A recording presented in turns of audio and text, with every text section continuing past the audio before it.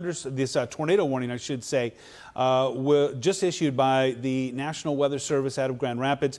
That is for Van Buren County until 5:45, so it has 30 minutes to go.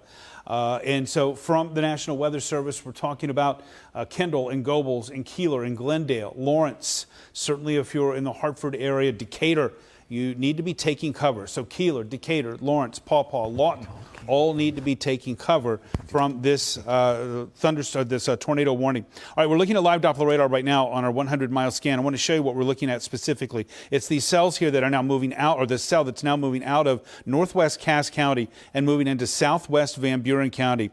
Put a scope on that where you can see where we have the green there and the red there. Just to the east of Dowagiac here, this is right along M51. And this is moving to the northeast. So right along M51 and moving to the northeast here. So if you're in southern Van Buren County in particular, if you're south of I-94 in Van Buren County, then you need to be taking cover. Let me get rid of that arrow there. And there you can see this is this area that we're talking about from Dowagiac northward to about Keeler. We're also looking at Decatur and eventually going up to I-94 to around Lawrence. And we'll keep an eye out for you there in Paw Paw and Lawton as well. So a tornado warning now from the National Weather Service here, and that goes until 6:15, that goes until 5:45. 5:45 is radar indicated. The hazards here, tornado. There could also be some large hail. Golf ball size hail is possible with this storm as well as it continues to move to the northeast. Movement on this storm is at 45 miles per hour. Again, this from the National Weather Service. Moving northeast at 55. That means these storms are racing along here.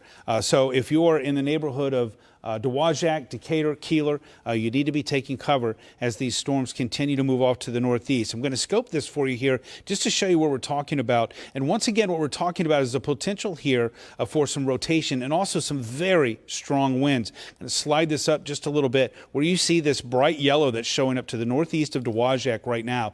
That's where we're really concerned with some very strong winds. And with this moving to the northeast at about 55 miles per hour, this is going to be blowing through Decatur coming up very shortly here, just in the next few minutes. So in Decatur, you certainly need to be taking cover. We could be looking at some winds here that would be gusting as high as perhaps even 70 miles per hour. So that's not out of the question there. So again, just to keep in mind, if you are northeast of Dowagiac here, then you need to be taking cover. Certainly if you're along M51, as this storm could have some rotation to it as well as it moves to the northeast, headed toward M51 here.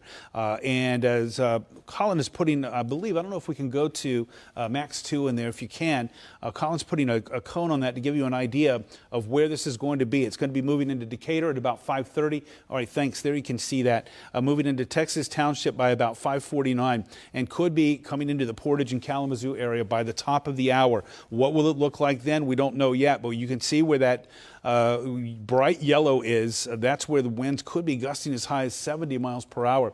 This is also, it looks like, starting to tighten just a little bit. So this is a very serious situation northeast of Dowagiac. If you're in Decatur, you need to be taking cover right now as National Weather Service has issued a tornado warning for eastern Van Buren County here. This is also south of I-94 for the most part right now for a storm that's moving to the northeast at about 55 miles per hour. You can see the towns that we have highlighted here as we have put a storm track on this, and where we're looking at there, where you see that bright yellow in particular is where the winds are very strong, but right up against that green area is where there could be some rotation.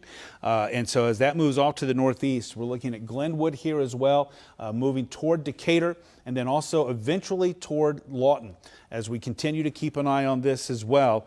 As meteorologist Colin Rogers is doing some of the navigating here on the screen. This is going to continue moving to the northeast. It's racing along, and that means you don't have much time here. So if you're in the path of this, it is moving fast. So again, if you're in Decatur right now, you need to be taking cover. if you are in northern Cass County, northeast of Dowagiac around Marcellus, you should be taking cover. If you're in Lawton, you probably should be taking cover as well. As this storm is moving at 55, it's not going to take long. You can see the warnings there as well. Just a reminder, we have a severe thunderstorm warning for Allegan and Van Buren County. That goes until 6:15. For radar indicated 60-mile-per-hour winds and 1-inch size hail. However, what we're mainly concerned with right now is this tornado warning, and it does look like this is getting even tighter here. So again, for Decatur, for north central Cass County, Cass County. If you're south of Decatur, near the Cass and Van Buren County line, you need to be taking cover immediately as this continues to move off to the northeast, racing along at 55, headed toward M51 there. So it's going to be making its way toward M51. Right now, it's just south of the highway as it continues moving off to the northeast. We are on the air right now because of a tornado warning that has been issued by the National Weather Service in Grand Rapids. It goes, by the way, with the National Weather Service tornado warning that comes out of northern Indiana. That's for northern Cass County. For Van Buren County, that's what we're looking at here from the National Weather Service out of Grand Rapids here. This is for the cell that's moving to the northeast. Collins put another tracker on it there. You can see coming into Decatur at 5:31, so 10 minutes away. That's why we're saying you need to be in your safe spot in Decatur as this continues to move off to the northeast. Lawton, you certainly need to be thinking about your plan right now of where you're going to go, even Matawan and perhaps Paw Paw, as this is going to move out of northern Cass County into southeastern Van Buren County here. So this is all right now concentrated south of I-94. For now, if you're in Van Buren County, north of I-94, not a problem at this moment. What we're talking about is south of I-94 in Van Buren County, all the way down until you get to Dowagiac, northeast of Dowagiac. Certainly Marcellus, you need to be concerned, but especially Decatur right now. And if you are between Decatur and Lawton, then you need to be taking cover right now as this storm is moving off to the northeast. That would be between M51 and M40. So if you're between M51 and M40, south of I-94 in Van Buren County, you should be taking cover right now as this storm continues to move off to the northeast. What Colin is showing us right now is where we have the red and the green right next to each other, and just for lack of a better way of explaining it, that means that there could be some rotation in this particular cell here, and it looks like the National Weather Service has now modified that warning area just a little bit to take out Dowagiac. You're in the clear. If you're in Dowagiac, you're in the clear, at least from this tornado warning here. Meteorologist Colin Rogers joining me now live for team coverage. Colin, what do you have? Yeah, Keith, this just in from the National Weather Service. A confirmed tornado is now on the ground near Decatur or near Dowagiac, moving northeast at 45 miles per hour. Once again, the National Weather Service has confirmed a tornado on the ground that's located near Decatur or near Dowagiac, moving northeast at 45 miles per hour. Not only is this storm now producing, we have confirmation that it's producing a tornado, but it's also producing some ping pong ball sized hail. That could certainly do some damage as well. So if you're in the area of Decatur, this storm is headed right for your area.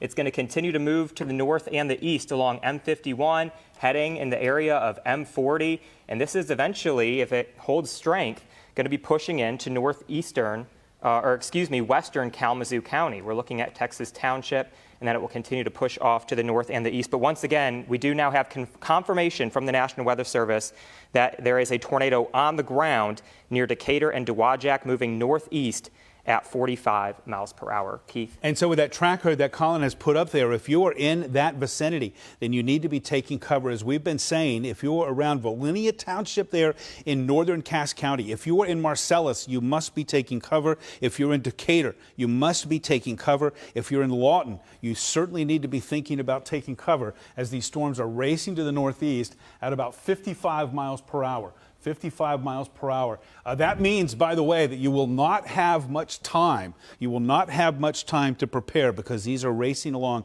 so fast. And out ahead of that, the winds look very strong. This, of course, from Doppler radar here, looking at perhaps winds as strong as, say, 60 to 70 miles per hour. That is apart from even the rotation potential there with this thunderstorm cell. Again, we are on the air right now for a tornado warning that has been issued by the National Weather Service. There is one now for northern Cass County. If you're around Volenia there Township, if you're around Marcellus, if you're around Decatur, then you need to be taking cover immediately. If you are northeast of that vicinity, if you're around Lawton, M40, south of Lawton, you should be taking cover immediately. If you are south of I-94 in eastern Van Buren County, you certainly need to be monitoring this, but definitely if you're in the neighborhood of Decatur, if you're in the neighborhood of Lawton, or if you're south of Lawton along M40 all the way down to Marcellus, that whole area should be taking cover. As Colin just mentioned now from the National Weather Service, there is a confirmed tornado that is on the ground right now, and that is what is moving out of northern Cass County and moving into southern Van Buren County, and that's why we have this tornado warning that is in effect right now. It goes until 5:45. That's from the National Weather Service. We continue to look for any kind of storm reports that might be coming out on this. By the way, we are also on Facebook Live with this as well with our coverage here, just to let you know. So again, northern Cass County under a tornado warning. Much of eastern Van Buren County is under a tornado warning as well. We're primarily concerned right now with Decatur and Lawton. Those two communities and anything in the vicinity of right now needs to be taking cover. Certainly if you're south of Lawton all the way along M40, all the way down to Marcellus. Between Lawton and Marcellus, you need to be taking cover as this continues to slide to the northeast. Colin is showing you right now here the latest that we have on that warning. That's the red box that you see that covers much of eastern Van Buren County all the way up to Antwerp Township, by the way. This goes all the way up to the Matawan area, right along the border with Kalamazoo County. And so, yeah, we are keeping an eye out for you in Kalamazoo County as well. And so if you're in that vicinity as well, if you're between Schoolcraft all the way up to I-94, right around Oshtemo Township, then you need to just be paying special attention here because this is moving to the northeast. And from National Weather Service radar, moving at about 45 to 55 miles per hour. It's moving pretty fast. Very strong winds accompanying this, perhaps as strong as 70 miles per hour, and also the potential for ping pong ball size hail. I believe that has been confirmed. I know radar indicated up to golf ball size hail as well. And by the way, that tornado is no longer radar indicated. Now it has been confirmed that it is on the ground. So again, if you're in northern Cass County, if you are near Marcellus, if you are south of Decatur or in Decatur, you must be taking cover right now along M51. If you're along M40 between Lawton and Marcellus, you should be taking cover as this cell is moving to the northeast and it's moving very fast. Right now, Colin is honing in on this area that we're talking about. Where you see that green and red together, that is where there is some rotation, and that is actually where the National Weather Service says there has now been a confirmed tornado. It is on the ground. It is south of M51. You can see how M51 there takes a west-east turn after you get out of Decatur there, and it's south of that all the way down into northern Cass County where we have that rotation. So that's where we're really concerned right now. And so if you're in Decatur, you should be taking cover right now as that continues to move off to the northeast. This tornado warning goes until 5:45, and again, that is going to be for this cell that you see right now that is moving out of Van Buren County and headed toward southern, or moving out of Cass County and headed in toward southern Van Buren County. Colin right now is putting another tracker on it to track this off to the northeast. And you can see Oshtemo, Kalamazoo, Richland now all in the path. Now the big question here over the next half hour, 40 minutes, is what characteristic will it take whenever it gets to these communities? But that's what we're tracking right now. Jessica and Andy also standing by helping us with the coverage. Jessica? Thanks so much. Yes, we are looking at some tips right now as this tornado warning continues to find a safe shelter right away. So what does that mean exactly? That means go to a safe room, which is a basement or a storm cellar. If you don't have a basement, then you need to get to a small interior room on the lowest level of your home. Again, stay away from windows, doors, and outside walls. And this is very important as well. A car is not a safe place to be in a tornado warning. Neither is a mobile home. You should leave both of those right away and get as low as you can to avoid any flying debris. As Keith and Colin have both told us, a tornado has been spotted on the ground in southwest Michigan, traveling very fast and heading northeast. If you do have a weather radio with you, take that with you at all times. Also take anything that you need, any important documents, water, food for your family, for your pets. If you are trapped, cover your mouth with a cloth or a mask to avoid breathing in dust. Try to send a text message to a loved one. You can always bang on a pipe or a wall or use a whistle instead of shouting to someone. Again, stay clear of fallen power lines if you're outside or any broken utility lines. And if you are outdoors, do not enter a damaged building until you are told that it is safe. And of course, save your phone calls for emergencies to keep your battery fully charged. Great advice. Thanks very much for that, Jessica and Andy. Also now an update, the National Weather Service out now with a severe thunderstorm warning. This is for eastern Cass County, western St. Joe County, and that's because of these strong winds that we're tracking here. That's the area that you see with that yellow box right now. That includes you there in Three Rivers, Constantine, Three Rivers. Strong winds here. There could be gusts up to 60 miles per hour. Now, this is radar indicated, but there could be damage to roofs, to siding, and also, of course, there could be some tree damage here too. So a severe thunderstorm warning now for St. Joe County.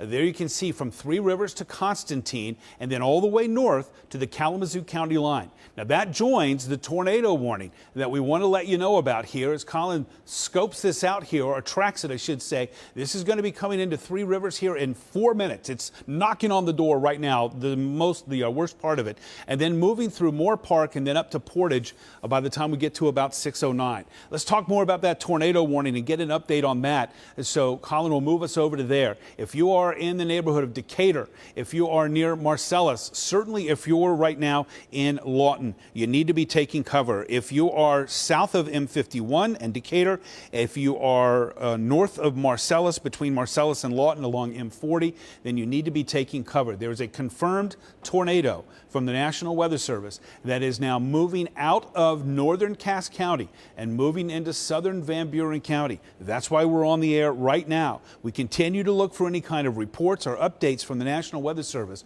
but it's important for you to know right now, if you are in Lawton or south, you must be taking cover right now because a potential tornado, one that has been spotted, but it is certainly headed in your direction if you're in that vicinity right now. This looks like now it is moving to the east, starting to move to the southeast of M51. So that would be good news for the folks in Decatur, but you still need to be in a safe space if you're in Decatur. Right now, Paw Paw looks like you're to the north of this, but we're going to keep an eye on it, especially as it moves to the northeast. We're talking about perhaps making a path near Matawan or south of Matawan along the Van Buren and Kalamazoo County line. Again, we're on the air right now because we have a tornado. 45 is for southern Van Buren County, eastern Van Buren County as well, for this area that Colin right now is tracking here, putting a tracker on this. You can see where we have the green and the red, and that is where we have the indication there of rotation. And not only that, but now from the National Weather Service, this has been confirmed to be on the ground in northern Cass County, moving up now into southern Van Buren County here. And it does look like these winds are getting quite strong right now, especially approaching M40 south of Lawton. If you're between Lawton and Marcellus, you must be taking cover right now, as radar indicated winds here could be as high as 75 miles per hour. And that, again, could be part of rotation that is now moving across the Van Buren-Cass County line.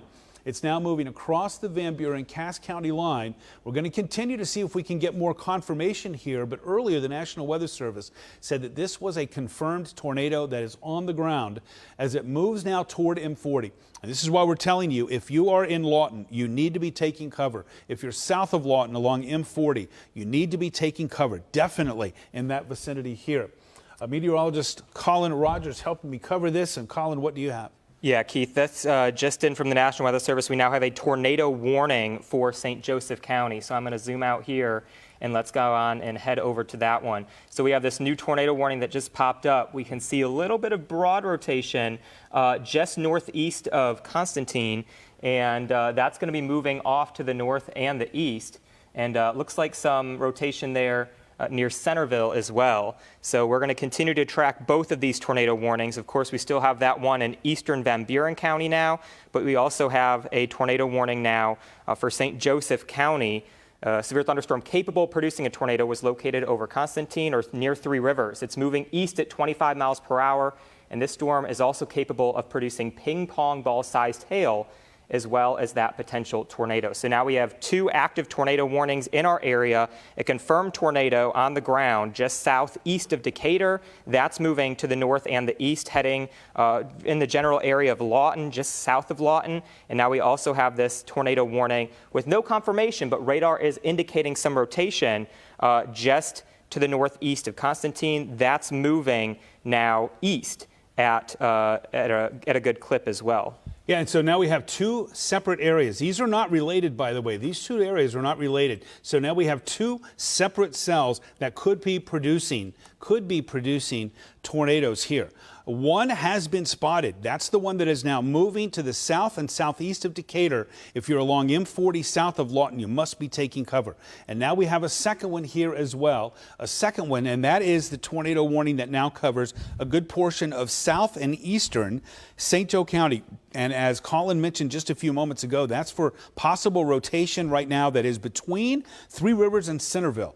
So what we're talking about here, for example, is if you're near the fairgrounds there in Centerville, if you're along M79, then you should be taking cover as this storm is moving off to the northeast. If you are in the south side of Three Rivers, for example, you should be taking cover as well there because this storm could be bringing some rotation there. In the meantime, the second tornado warning that we're talking about, if you're in southeastern Van Buren County, if you're south of Lawton, along M40, you must be taking cover right now, as we could have some very strong winds there with some rotation. Getting an indication here, there could be winds as high as 75 miles per hour, maybe greater with this storm. And earlier, National Weather Service said that there was a confirmed tornado with this particular cell. So that's something to keep in mind. Again, if you are south of Lawton, along M40, if you're in the Lawton area, you need to be taking cover. This is south of I-94, southeastern Van Buren County, right along the Van Buren and Kalamazoo County line. Second tornado warning. If you're listening right now, if you're watching right now, and you are around Three Rivers, especially east or southeast of Three Rivers, if you're along M79 right now between Three Rivers and let's say Centerville, the fairgrounds there in Centerville, the St. Joe County Fairgrounds, then you should be taking cover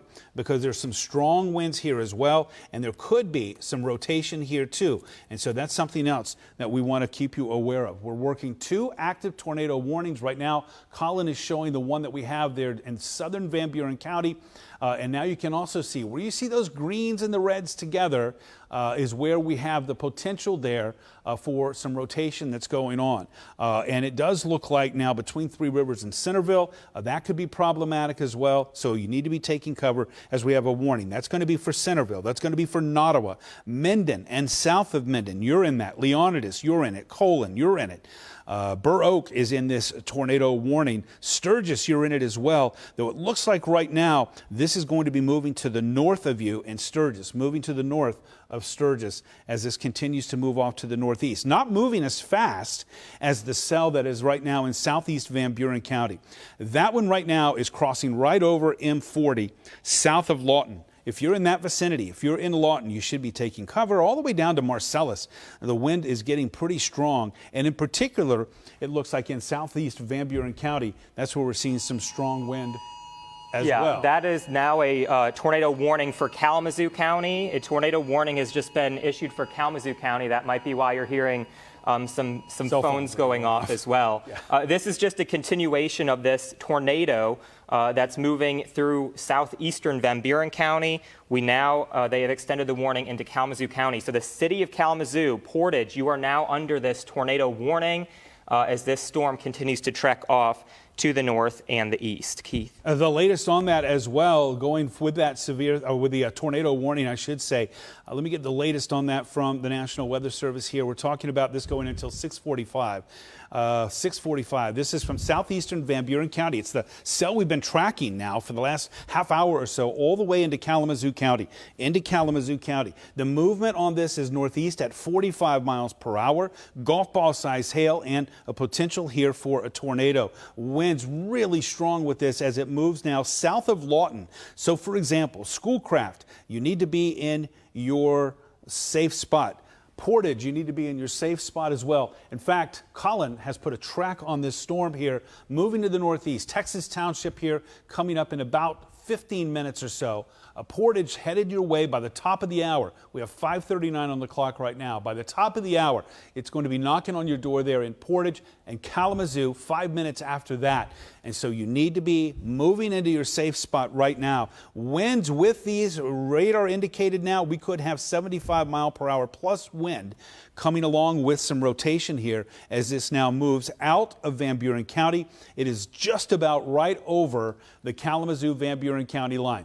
That's what Colin is highlighting right there. You can see it's over M40. Oh, we've been telling you there in Lawton, you need to be taking cover. You still need to be in your safe spot. Matawan, you need to be taking cover. You need to be in your safe spot. Flowerfield Township there, you need to be taking cover and in a safe spot. Schoolcraft headed your way and eventually moving to the northeast into the Portage area at about 45 miles per hour. Just a reminder here that there could be debris with this as well, with these very strong winds. And so for folks outside, that's something else that you might have to be dealing with. That's why you need to be getting inside. In the meantime, second tornado warning now. Second tornado warning for St. Joe County. We've got the one now that we have rotation possible, radar indicated near Centerville. If you're along M79 there around Centerville, you need to be taking cover. If you're near the fairgrounds there, you need to be taking cover. If you're near Nottawa, you should be taking cover. Mendon, you should be taking cover, as well as Colon and Leonidas. It's headed in that direction, moving off to the northeast. And so that's what Colin is showing you there right now. You can see that yellow getting brighter there just to the west of Nottawa there. That's a sign that these winds here are getting stronger. And the potential here, radar indicated winds here, could be in excess of 70 miles per hour. So we have two very strong thunderstorm cells, and as a result, we have multiple tornado warnings. One is for eastern Van Buren County. That stretches into now Kalamazoo County. That goes until 6:45. And so if you are watching in Portage, if you are watching in Matawan, if you are watching in Schoolcraft, you need to be taking cover. Vicksburg, you need to be taking cover. Certainly right on up to Portage as we continue to track this to the northeast at about 45 miles per hour. Winds very strong here and earlier from the National Weather Service. It's been a little while now, but earlier from the National Weather Service confirmed to have a tornado on the ground here. So confirmed to have a tornado on the ground with this cell that is now in the southeasternmost corner of Van Buren County, and it's just about to move into southwest Kalamazoo County. That's why Kalamazoo County right now is under a tornado warning.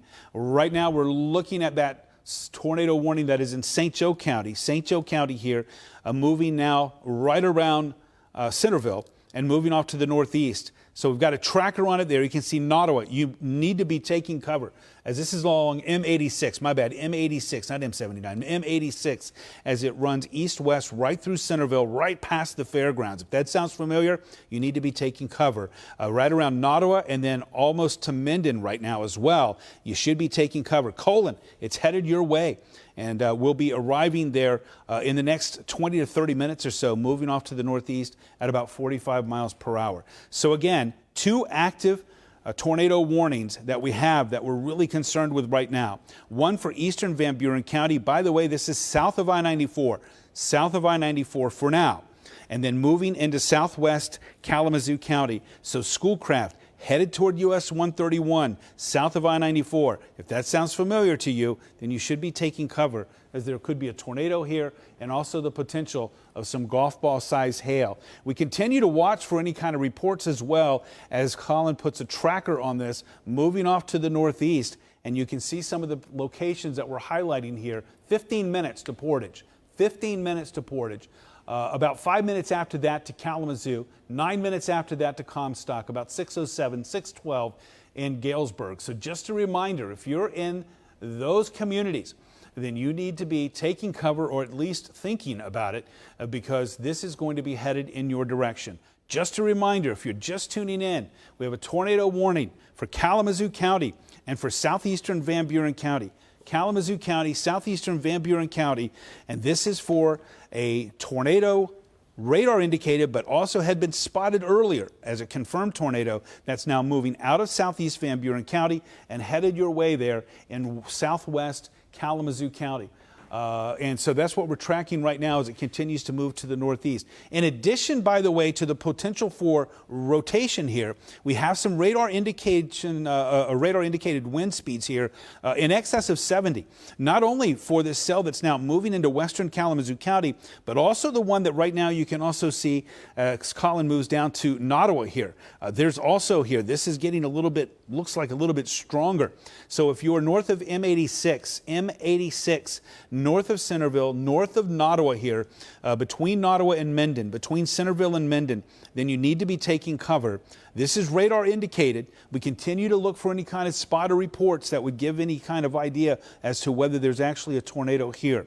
But that's one thing that we're watching right now as we check out this warning. So again, 2 active tornado warnings. If you're in St. Joe County, if you're along M86, if you're east of Nottawa, all the way up to Mendon, over to Leonidas, over to Colon, you need to be taking cover, especially Mendon right now. Especially Mendon and Leonidas right now. You need to be taking cover as this is moving to the northeast right now. And so this is to the east of you in Three Rivers. This is to the east of Three Rivers right now. So Three Rivers, you're in the clear from this part of the storm at this particular time. But if you're in Nottawa, if you're in Mendon, if you're in Colon, if you're along M60, all the way to the Calhoun County line, then you should be taking cover.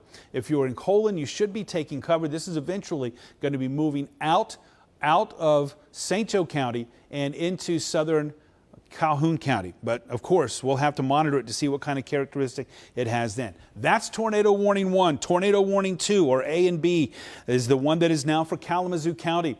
And that is for this cell here. There you can see it. It is right over the Kalamazoo-Van Buren County line right now. So if you are south of I-94 here, if you are west of US 131, certainly if you are west of Schoolcraft, then you need to be taking cover. This storm has produced a confirmed tornado earlier, and the winds with this are quite strong. So that's why we're on the air following these storms, by the way. Colin has put a storm track on this. Portage headed your way in 10 minutes. 10 minutes as this moves off to the northeast at 45 to 55 miles per hour. Kalamazoo at 6:02.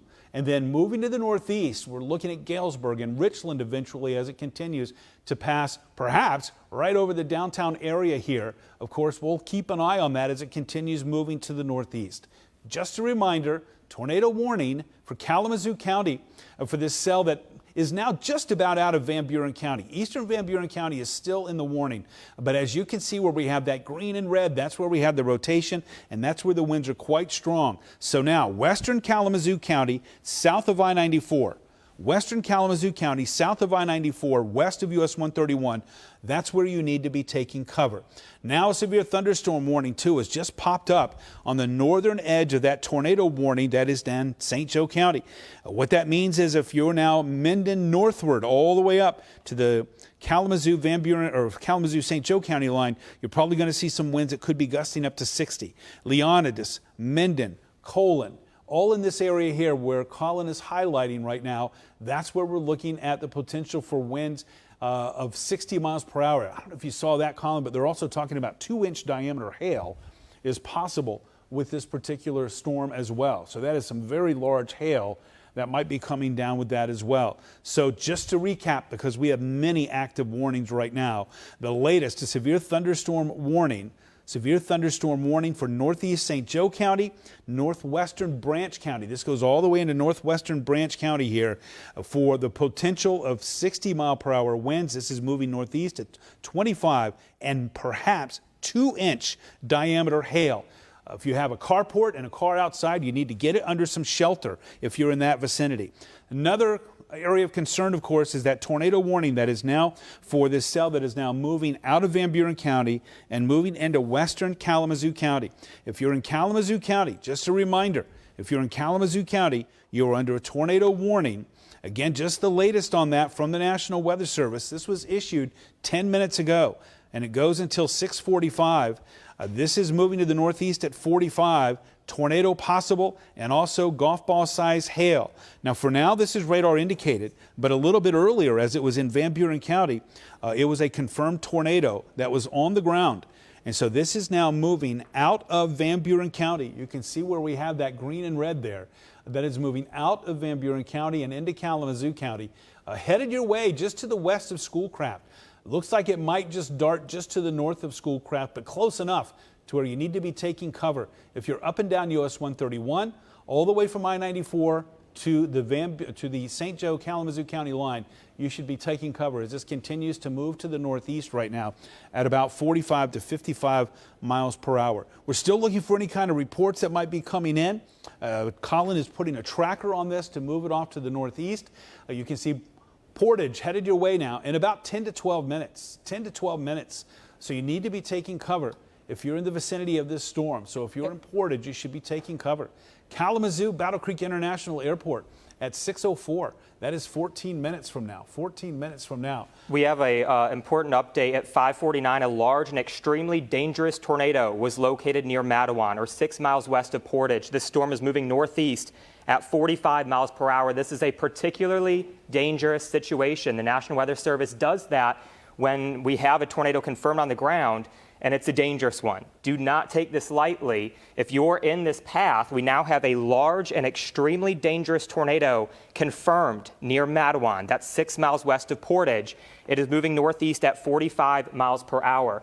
This is a big deal, but we also now, in our St. Joseph County tornado, we also are starting to see some damage being reported. That is also now a particularly dangerous situation. We have 2 simultaneous confirmed tornadoes. One right now is moving north of Schoolcraft, and this other one is in St. Joseph County right now. If I can get this located. It's near Mendon right now, a large and dangerous tornado confirmed there. That is also moving to the north and the east, Keith. Yeah, and you know, the National Weather Service does not issue PDS, potentially dangerous situation tornado warnings often. And so that means that there is high confidence that these are very dangerous situations. 2 of them right now. If you are west of Portage, southwest of Portage, between Portage and Schoolcraft, you need to be taking cover now. It is very important that you be taking cover. We do have some radar indicated wind speeds here on one side of what could be the rotation of 80 miles per hour. I was checking out the velocity on the other side to 30 to 40 miles per hour. This could be a rotating column of wind that could be in excess of 100 miles per hour as it moves to the northeast. Colin right now is timing that out for you. Portage at 5:59. It's 5:52 right now, 7 minutes away. This is now a confirmed tornado and a very dangerous one. That from the National Weather Service as it moves now toward Portage. If you're in Portage, you need to be taking cover. Of course, that is right in the middle of that tornado warning that you see, that red box that, by the way, also does include Kalamazoo. But certainly right now, if you are along or south of I-94, all the way from Portage to Schoolcraft along US 131, you need to be taking cover. And as this moves to the northeast, obviously the danger is going to be moving northeast with it. And that means folks in Kalamazoo, folks in Comstock, in Galesburg, you need to be paying special attention, and you need to know where are you going to go when that storm moves to the northeast. That's tornado A. We have tornado warning B now, another potentially dangerous situation that is south of Leonidas. South of Leonidas. That's what Colin is getting in on right now. There you can see where you see those colors there. That is along M60. So if you are around M60 and M66, if you are between Leonidas, if you're near Colon, it is imperative that you take cover right now. Sherwood as well. Spotter tornado touchdown southwest of Leonidas. This just coming in from Calhoun County Emergency Management.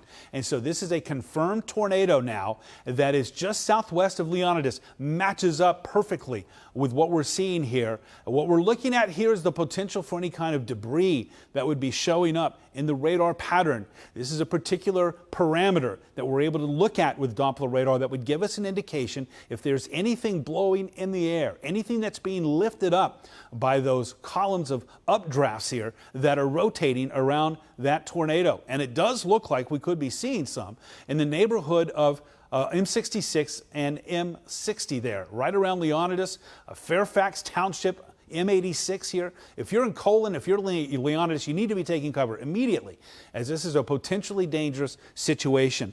Let's get back to our Kalamazoo County tornado. As this continues to move to the northeast as well, this is again a very dangerous situation from the National Weather Service, a potentially dangerous situation tornado warning, which those are not issued very often. And you can see the wind now that is now coming to the west of Portage, southwest of Portage, as this continues to move off to the northeast. Rotation right around Matawan, and in fact from the National Weather Service, confirmation of a tornado near Matawan, just to the south of Matawan. That would be moving southeast now of Matawan as this continues to head up toward I-94. So this is going to be right around the US 131 I-94 interchange southwest of that. Okay, that's what we're looking at here. So that's going to be moving off to the northeast. This is going to be making a beeline not only to Portage, but this path continues. This is going to be moving on the south side of Kalamazoo. So if you are in Kalamazoo right now, city of, you need to be taking cover right now, as this is going to continue moving to the northeast. And the speed on this has been at 45 miles per hour. And so it's making some pretty good time. It won't be long until it is moving right over the US 131 I-94 interchange as it continues to head toward Portage. That's why we're urging you, if you're in Portage, if you're in Kalamazoo, if you're in the Millwood neighborhood, if you're in Comstock, you need to be taking cover right now. If you're around the airport, you should be taking cover, as this is going to be moving right in your vicinity here as it continues to move off to the northeast. Again, the latest from this. Go ahead, Colin. Yeah, we also are now getting some more information down on that tornado in St. Joseph County. A large tornado confirmed on the ground heading east towards Leidy Lake Campground. Right now we have a large tornado confirmed in that area. So this is in the Mendon area, moving, it looks just north of Colon, and this is going to continue to track to the east. I wouldn't be surprised if they issue a tornado warning a little further off to the east for areas of northern Branch County. Branch County, Sherwood Township there, yeah, as that continues to move to the northeast. So a particular campground that Colin just mentioned out from the National Weather Service. Need to be taking cover if you're in this particular vicinity here for this tornado warning, as this is now headed out toward, it's almost to the Branch St. Joe County line. So Sherwood Township, you should be taking cover here. As Colin mentioned, and I totally agree here, this will probably be, or could be anyway, extended into Branch County at any time here, and maybe even stretching into southern Calhoun County. If you're in Athens, you need to certainly be paying attention. Union City, you need to be paying attention. Burlington, know where you're going to go if this warning is extended. But right now, it looks like it is moving right over Colon, between Colon and Leonidas, and headed your way there in Sherwood, which would be in northwest Branch County. So you need to be taking cover in that vicinity, as that's what Colin is highlighting right there. A confirmed tornado on the ground near Leonidas and Colon, moving northeast right along and south of M60, headed your way there near Union City and Burlington and Tecumseh. So if those are familiar to you, then you need to be taking cover. Let's get back to that Kalamazoo County tornado as well. Colin continues to look for some storm reports. Again, a confirmed tornado here as well. And the tornado warning goes until 6:45. Kalamazoo County, you are on alert. If you are in Portage, you need to be taking cover right now, especially if you're along and west of US 131 between Portage and Matawan. Texas Township, looking at you right there along Center Street. You need to be taking cover, as this is going to be moving up toward I-94, moving up toward I-94. Colin is tracking this right now, moving this up to the northeast. You can see we're looking at Portage at 6 o'clock. That's momentarily here. Comstock, Ross Township up around, that would be up around Gull Lake, and then Level Park, which would be northwest of Battle Creek, all in the line of fire here in the next half hour. There are some very strong winds associated with this cell as it moves through. Checking out our downtown Kalamazoo camera right now, not seeing a lot of wind yet, but that's because it is just starting to move into the area. So once again, a tornado warning that goes until 6:45, tornado warning until 6:45, and that's going to be for Kalamazoo County. That tornado warning has been issued now down in St. Joe and northern Branch County, just out from the National Weather Service right now. Northeastern St. Joe County, northern Branch County. From the National Weather Service, a quote, a confirmed large and extremely dangerous tornado located over Colon, that is north of Sturgis. It is moving northeast at 45. This is a particularly dangerous situation. Take cover now. So once again, if you're in northeastern St. Joe County, moving this down here right along the St. Joe and Branch County line, north of Colon, near Leonidas, Sherwood Township, or Sherwood, you need to be taking cover immediately. Union City, Athens, take cover immediately. From the National Weather Service, a confirmed large and extremely dangerous tornado located over Colon. This was just 2 minutes ago. That is moving to the northeast at 45 miles per hour. And from the National Weather Service, calling this a particularly dangerous situation. You need to take cover now. That's one of the 2 tornado warnings that we have. You can see that Colin is tracking it right now. Sherwood, headed your way here momentarily. Burlington, you need to be taking cover. You need to be certainly taking cover if you're around Athens, as this is going to be moving between Burlington, Union City, Athens, Sherwood, Leonidas. Colin. Yeah, Justin, from the National Weather Service, a large and extremely dangerous tornado is located near Portage. This is moving northeast at 35 miles per hour. Once again, a large and extremely dangerous tornado located near Portage. This is headed to the north and the east at 35 miles per hour. This is a life-threatening situation. You need to take this very seriously if you're in the area of Portage. The storm is heading to the north and the east.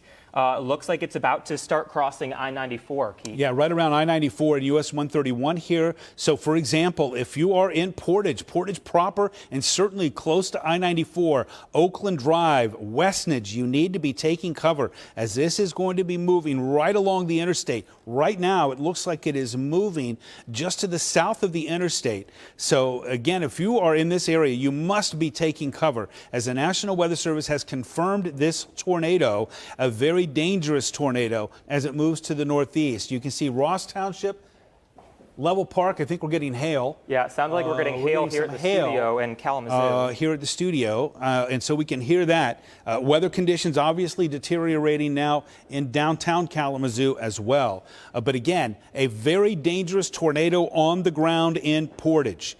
Moving to the northeast, if you are along 131 east into Portage, you must be taking cover right now. I-94 south for sure. North of I-94, you should be taking cover, as this is going to be moving close to Kalamazoo.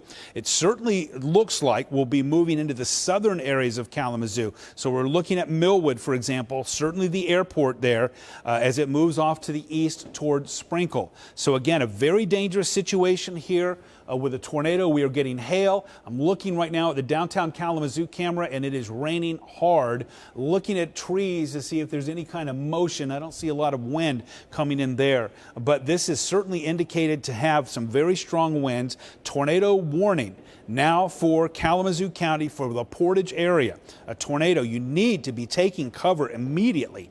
If you are in Portage, if you're on the south side of Kalamazoo, if you're in the Millwood neighborhood, if you are around Sprinkle Road, the airport, if you're around Wing Stadium, you need to be taking cover immediately. We're getting some hail here right now at the News Channel 3 studio, which is of course very close to downtown Kalamazoo, just a couple of miles to the south.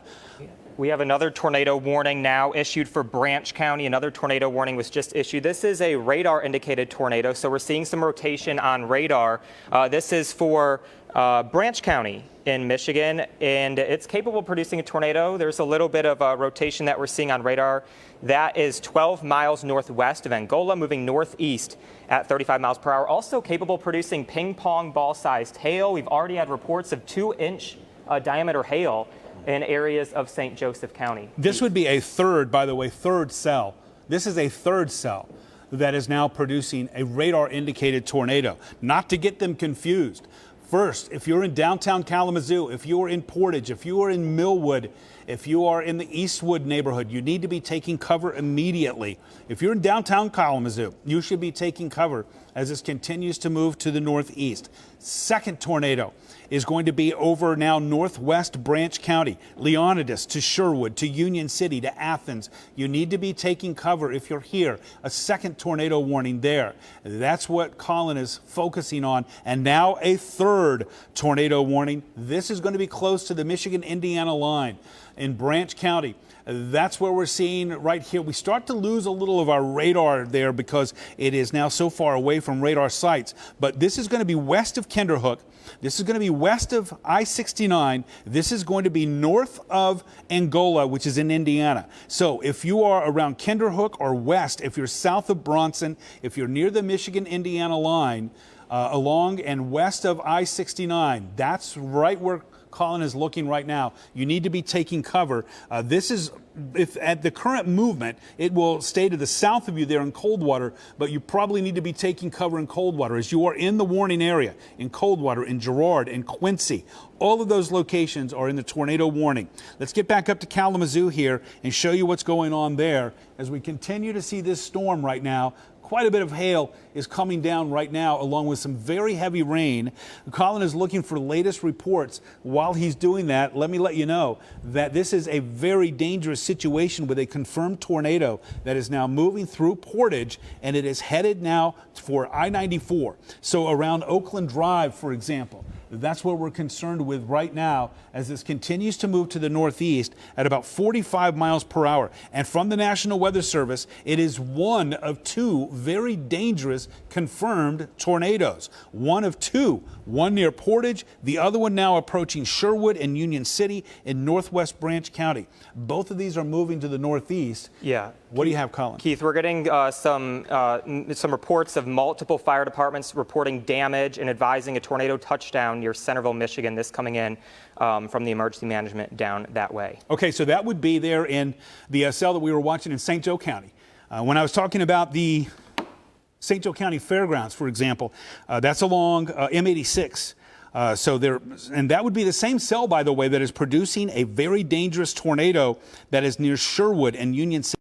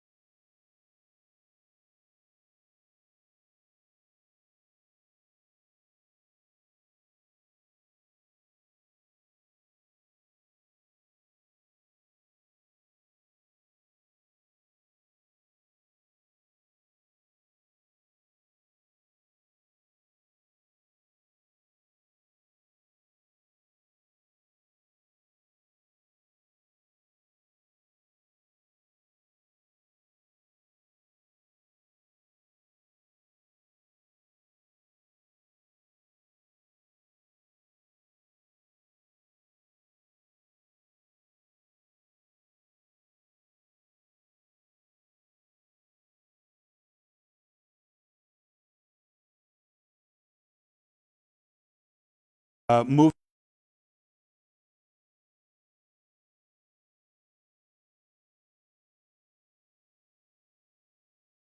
off to the northeast along I-94 as it gets closer to Sprinkle. This is a very dangerous situation, folks. If you are right now around Portage, if you are along Westnedge and I-94, if you are around Portage Road and I-94, if you're in the Millwood neighborhood, you need to be taking cover.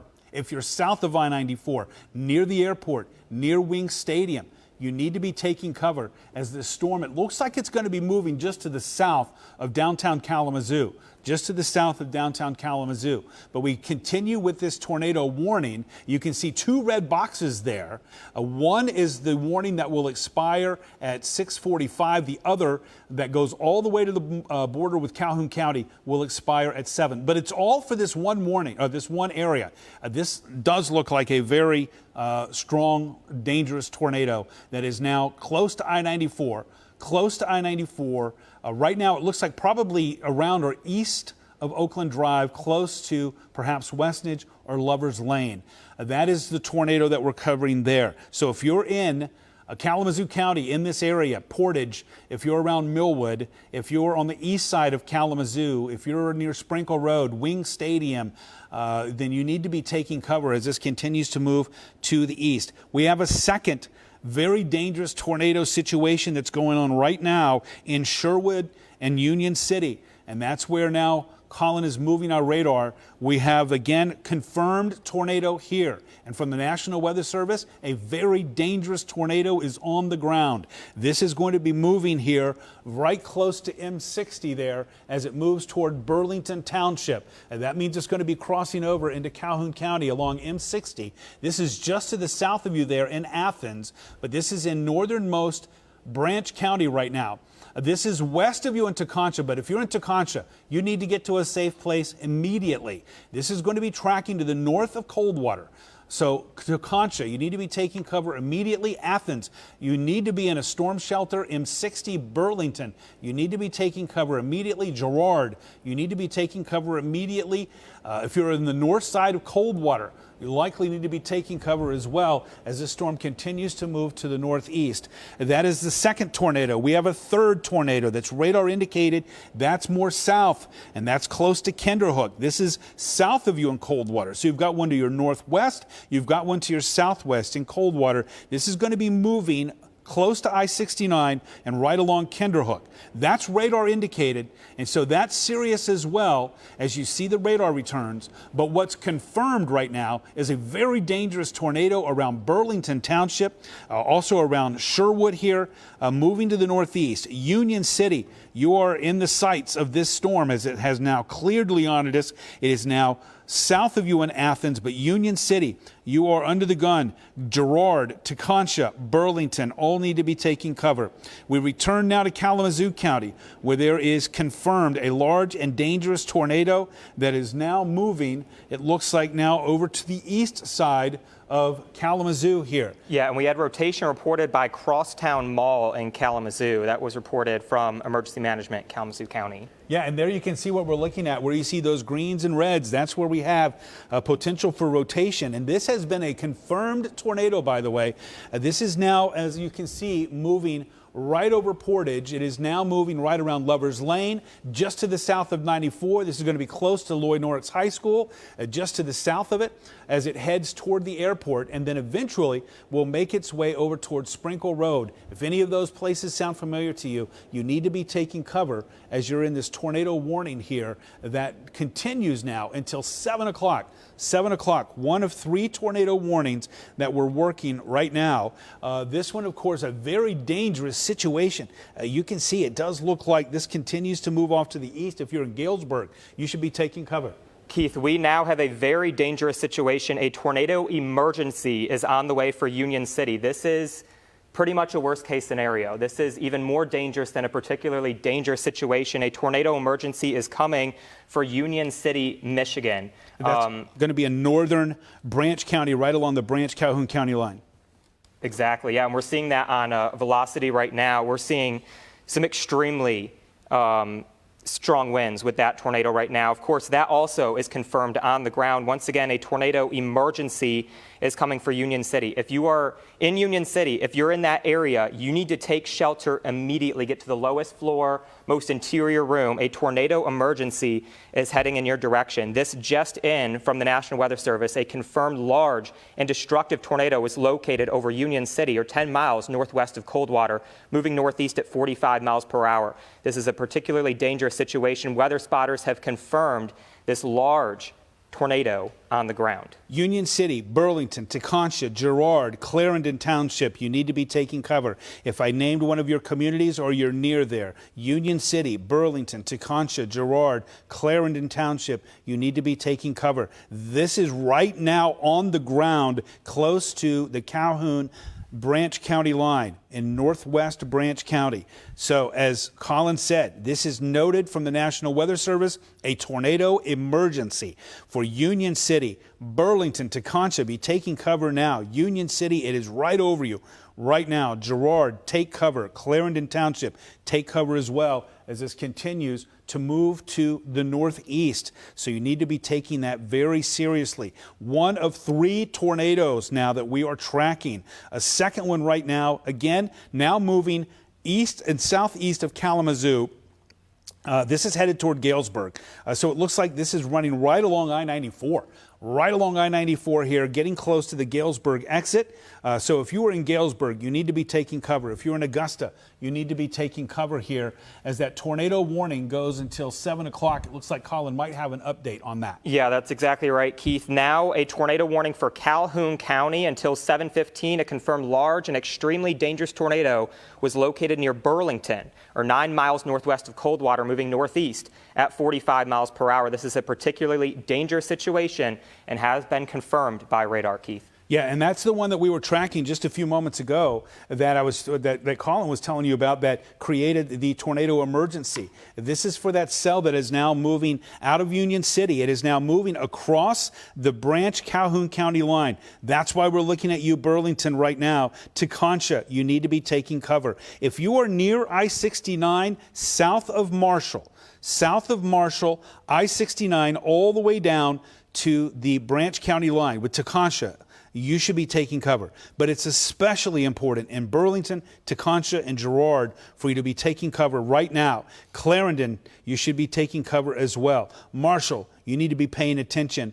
Also, you need to be paying close attention in Albion, because this is going to continue moving to the northeast, and over time, it will likely arrive in your area as well. And again, a particularly dangerous situation. That from the National Weather Service for this Calhoun County warned tornado now that goes until 7:15. That joins the tornado warning that continues as well south of Coldwater now, for a potential tornado. That's radar indicated that right now is crossing right over I-69 between Coldwater and Kinderhook. That's a second tornado. That's the one that right now that Colin is looking at right there. That is south of Coldwater along I-69. Notice in the same screen, we have two tornadoes. One radar indicated south of Coldwater, one confirmed and very dangerous, prompting a tornado emergency a few moments ago from the National Weather Service, moving out of northern Branch County, moving into southern St. Joe County, or southern Calhoun County to Concha. You're under the gun with this one. You must be taking cover. Burlington, you must be taking cover. Clarendon, you should be taking cover. You should be paying attention all the way to Marshall, I-69, and also Albion as well. And Keith, we just now have yet another tornado warning. A severe thunderstorm capable of producing a tornado was located near Angola, moving northeast at 30 miles per hour. This is a separate cell that you can kind of see just off to further to the south, and that's going to be moving into southeastern Branch County as well. This is not the same one that's moving towards Coldwater. This is not the same tornado that's moving towards Teconcha as well. And of course, we still have a confirmed tornado on the ground that's been moving to the north and the east of Portage. Let's go back to that one in Kalamazoo as well to give you an update on what's going on there with our tornado warning for the cell that has now moved east of Kalamazoo. Kalamazoo City, Portage City, you should be okay now. However, Galesburg, under the gun right now. Augusta, you need to be taking cover. If you're in the Gull Lake area, certainly if you're on the south side of Gull Lake, the south end of the lake, over toward Ross Township, then you should be taking cover. Level Park, you need to be thinking very strongly about taking cover. If you're around Fort Custer, for example, you need to be taking cover as well as this continues to move to the northeast. This is a storm that earlier had produced a tornado. National Weather Service confirmed this tornado as it moves off to the northeast. It's moving at about 45 miles per hour. Just one of 4 active tornadoes. As you see, Colin is tracking it right now at Charleston Township at about 6:24. That's going to be near the Target Distribution Center climax in that vicinity as well. So if that sounds familiar to you, and then the Kellogg Airport there just to the north of I-94, that's in about 15 to 16 minutes or so, and then eventually moving over toward Penfield Township as we continue to track this storm as it moves to the northeast. One of 4 tornado warnings that we have right now. One in Kalamazoo County that extends to the border there with Calhoun County. Another one that goes from northern Branch County into southern Calhoun County. That, by the way, a potentially dangerous situation, and earlier a tornado emergency for Union City. Now that cell is now moving to Burlington and Teconcha. I told you earlier, if you're in Teconcha, you must be taking cover. Yeah, and we're starting to get lots of damage reports in as these storms continue to track to the east. Large trees down, power lines down, shingles scattered all around, possible tornado damage that reported in Portage. And we'll continue to bring updates as we receive more storm damage reports here over the next few minutes. So we're going to go back to Kalamazoo here, Kalamazoo County. This is headed now right down I-94. It looks like maybe just sort of crossed it there right along the Kalamazoo River. So if you're in the neighborhood of M96, if you're from Galesburg to Augusta, if you're close to Fort Custer, if you're along I-94 southward to Climax, if you're near the Target Distribution Center, you should be taking cover as the cell is going to be in the vicinity of all of those locations. This is running very close to or right along I-94. Got to think about traffic that's out there on I-94 right now. If you're familiar with the Galesburg exit, and you know, just to the west of that, there's a truck stop there as well, or a rest area, I should say, not a truck stop, a rest area. That's right about where we're tracking this right now as it moves along I-94. So that's very serious here as folks are traveling, no doubt, on the interstate. And so that is another area here of concern as this moves off to the east. And again, a confirmed tornado with this cell a little bit earlier, that from the National Weather Service, as it moves off to the northeast. Yeah, Keith, and I just want to say that we also have more storms developing further off to the west. Now a new severe thunderstorm warning for Berrien County, 60-mile-per-hour winds and quarter-size hail. So once this round moves through, we are not in the clear. More storms are going to continue to fire up, so just keep that in mind. Yeah, exactly. And so right now, if you are south of Coldwater, I'm taking you back down to Branch County right now, Quincy, you need to be taking cover immediately. You need to be taking cover. South of Coldwater, south of I-60 or along I-69 and east, Quincy, you need to be taking cover. If you are near Teconcha, second tornado warning, you need to be taking cover right now as this cell is just about to move right over you. Burlington, the same, headed your way there in Clarendon. A third one now, the one that we were just talking about, moving into eastern Kalamazoo County. This is now running right along I-94. This is to the east of the Galesburg exit, which would put it right around the Climax exit there, or just north of that. That's exit 88, and that's right where the Target Distribution Center is. That's near Fort Custer, and that's approaching the Battle Creek Airport there, the Battle Creek Airport. So if you're along or near the Kalamazoo-Calhoun County line, you have that tornado warning.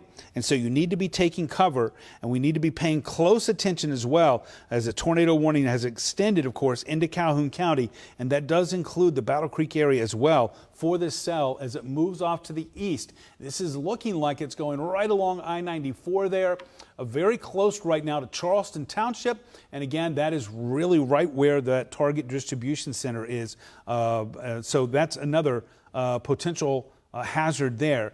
As we continue to monitor more of these warnings now, they're coming in for northern Indiana as well. And as Colin mentioned, we're not going to be out of the woods once these clear our area, as there are more thunderstorms that are developing. But right now, we're still looking for any kind of damage reports that might be coming in.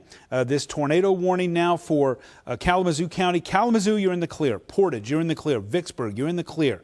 Galesburg, still dicey because that storm is just leaving the area right now. Augusta, right over you. Climax, right over you.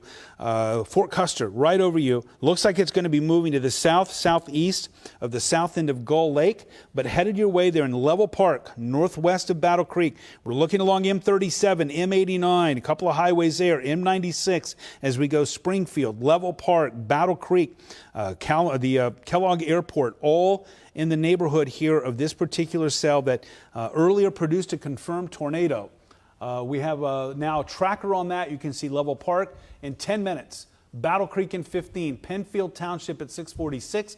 That would be as it's moving over to the northeast side there of Battle Creek as it continues to move off to the east. So you see the tracker that we have on that one there. Again, we have several tornado warnings, but of most import right now, a confirmed tornado that moved through the Portage area, moved to the east side of Kalamazoo, now is near Augusta, Fort Custer. It looks like it's now around or near I-94 between Galesburg and Augusta. That's one. Colin, what do you have? Yeah, so we have a new update as of 6:20 p.m. A confirmed large and extremely dangerous tornado is located near Burlington, or 11 miles south of Marshall, moving northeast at 40 miles per hour. This is a particularly dangerous situation, Keith. That's the one we were telling you about. You need to be in your shelter in Union City, but especially Burlington, Tekonsha, Clarendon. Can't say it enough. Girard in northern Branch County, north of Coldwater, along I-69. You need to be in your shelter right now, or a safe place. Remember, what's a safe place? Away from windows, away from doors that lead to the outside. If you have a basement, that's the best place to go. If you don't, inside a closet or an interior room, the closer in the walls, the sturdier it's going to be.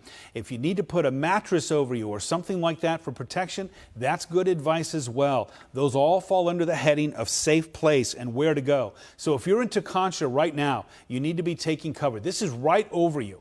Clarendon, you need to be taking cover.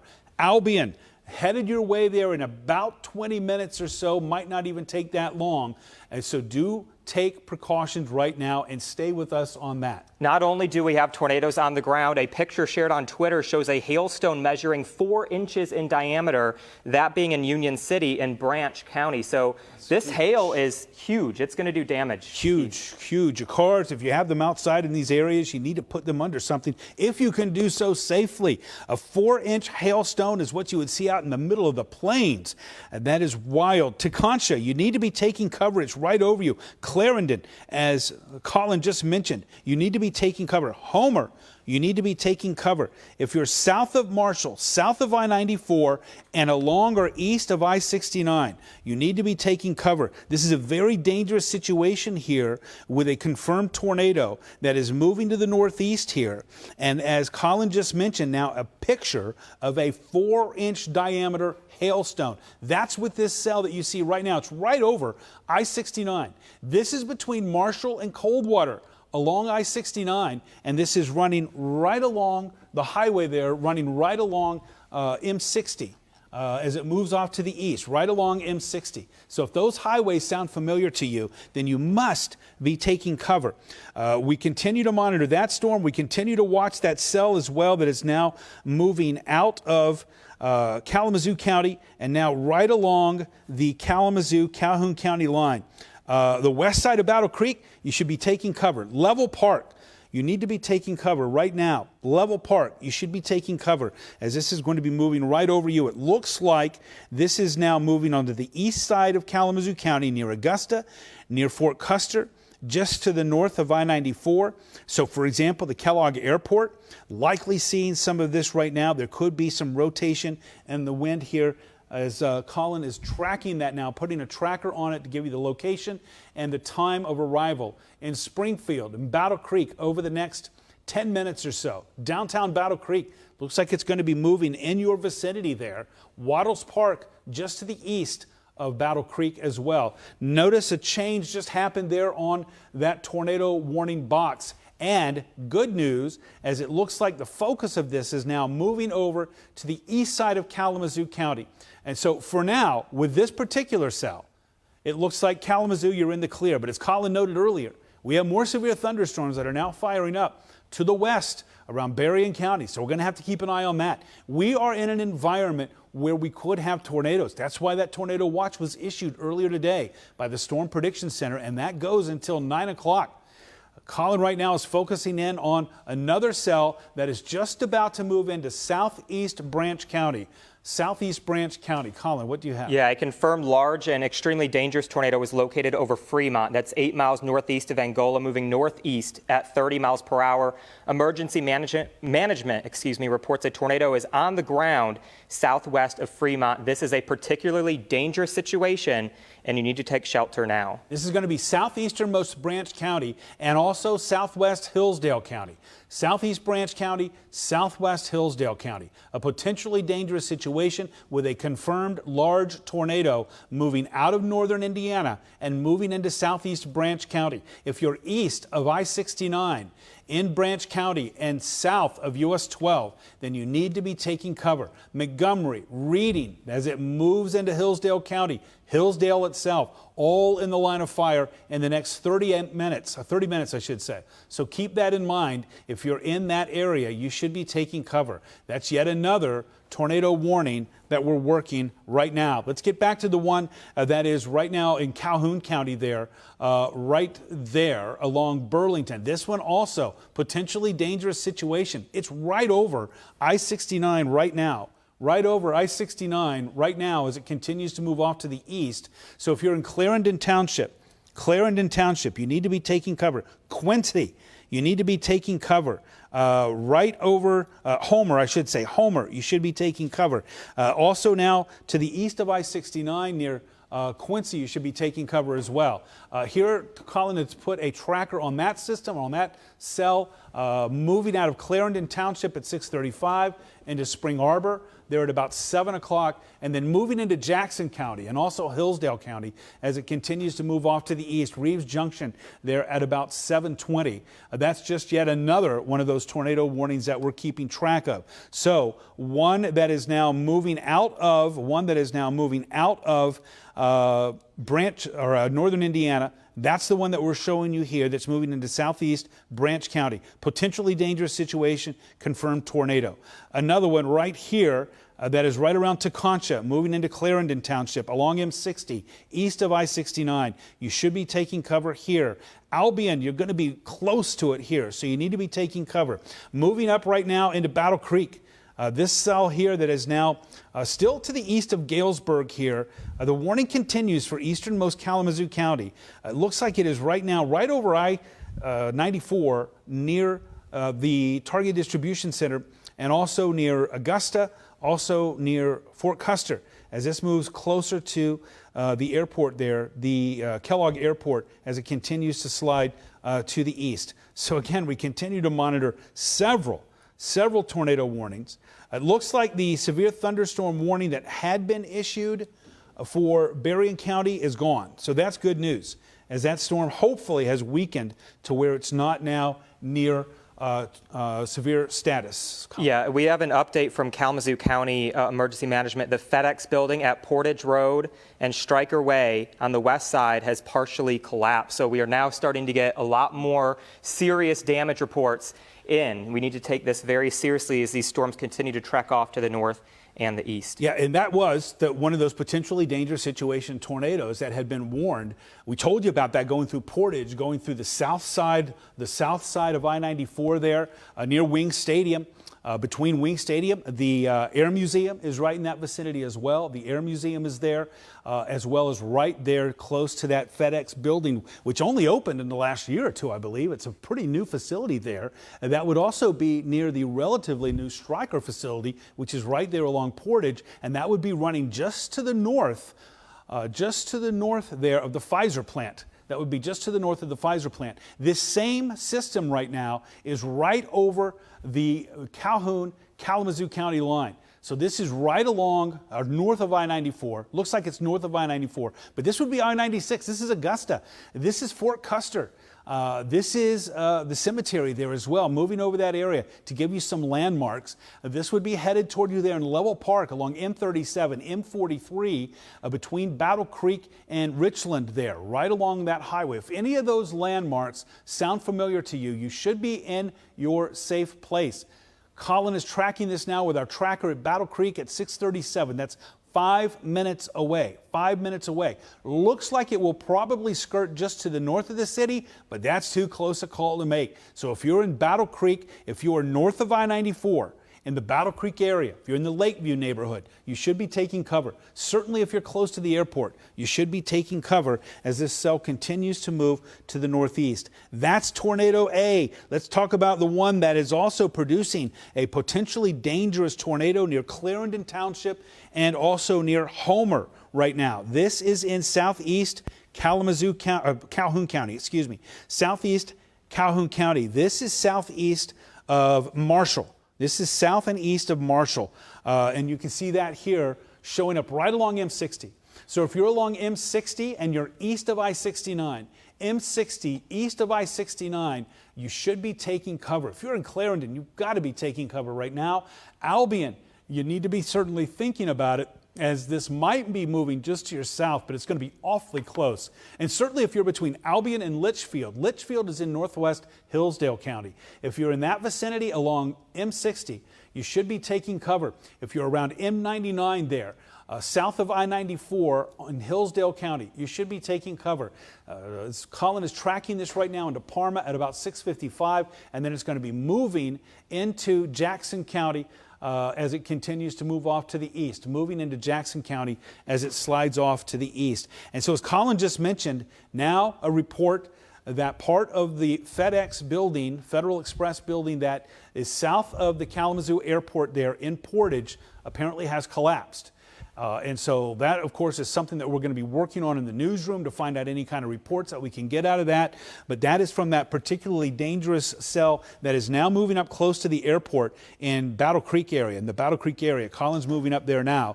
So that's where we're looking at here as we check out the scene right along M96. Again, this is right over Fort Custer.